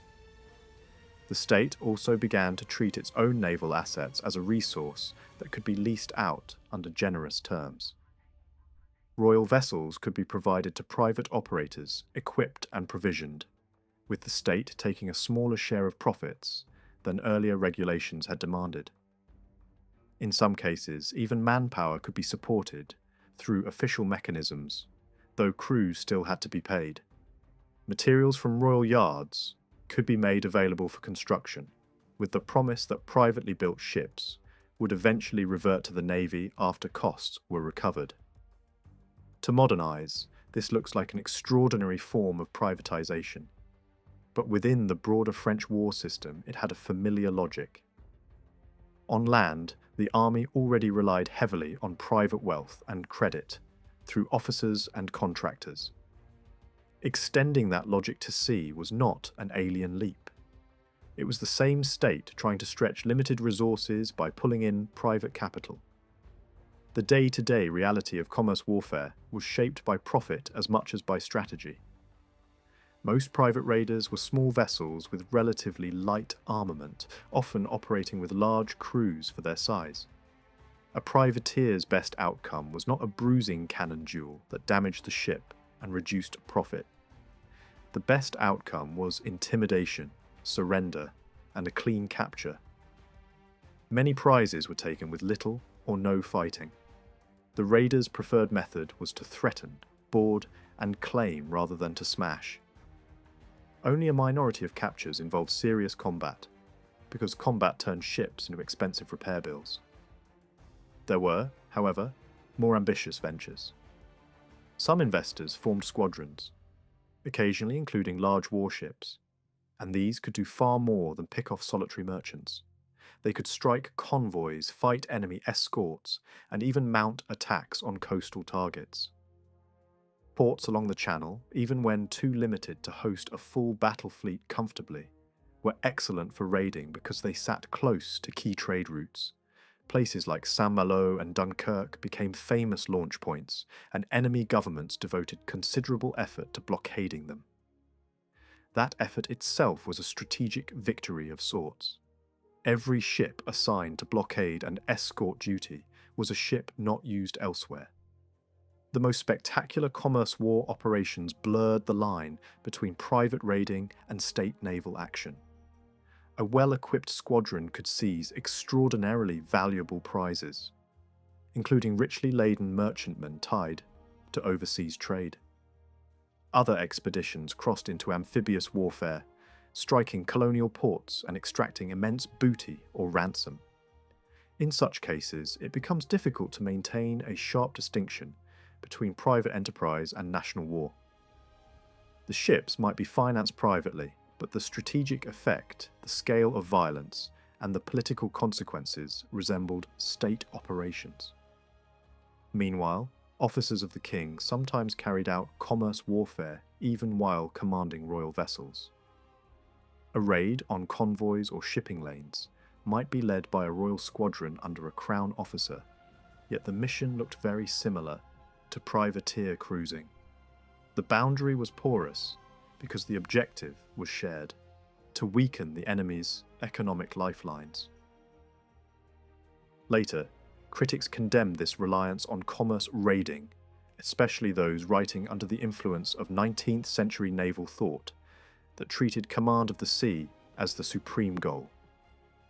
In that view, the only correct path was to seek decisive battle, crush the enemy fleet, and then control maritime highways. But applying that model backward can distort what Louis's wars actually were. They were fundamentally continental struggles, dominated by sieges, frontier pressures, and massive armies.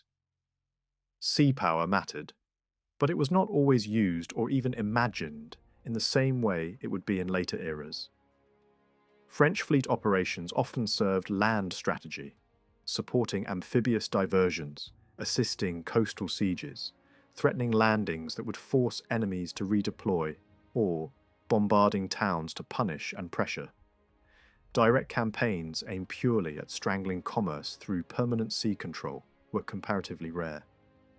When commerce was attacked, it was often through raiding rather than through the sustained blockade patterns that later navies attempted.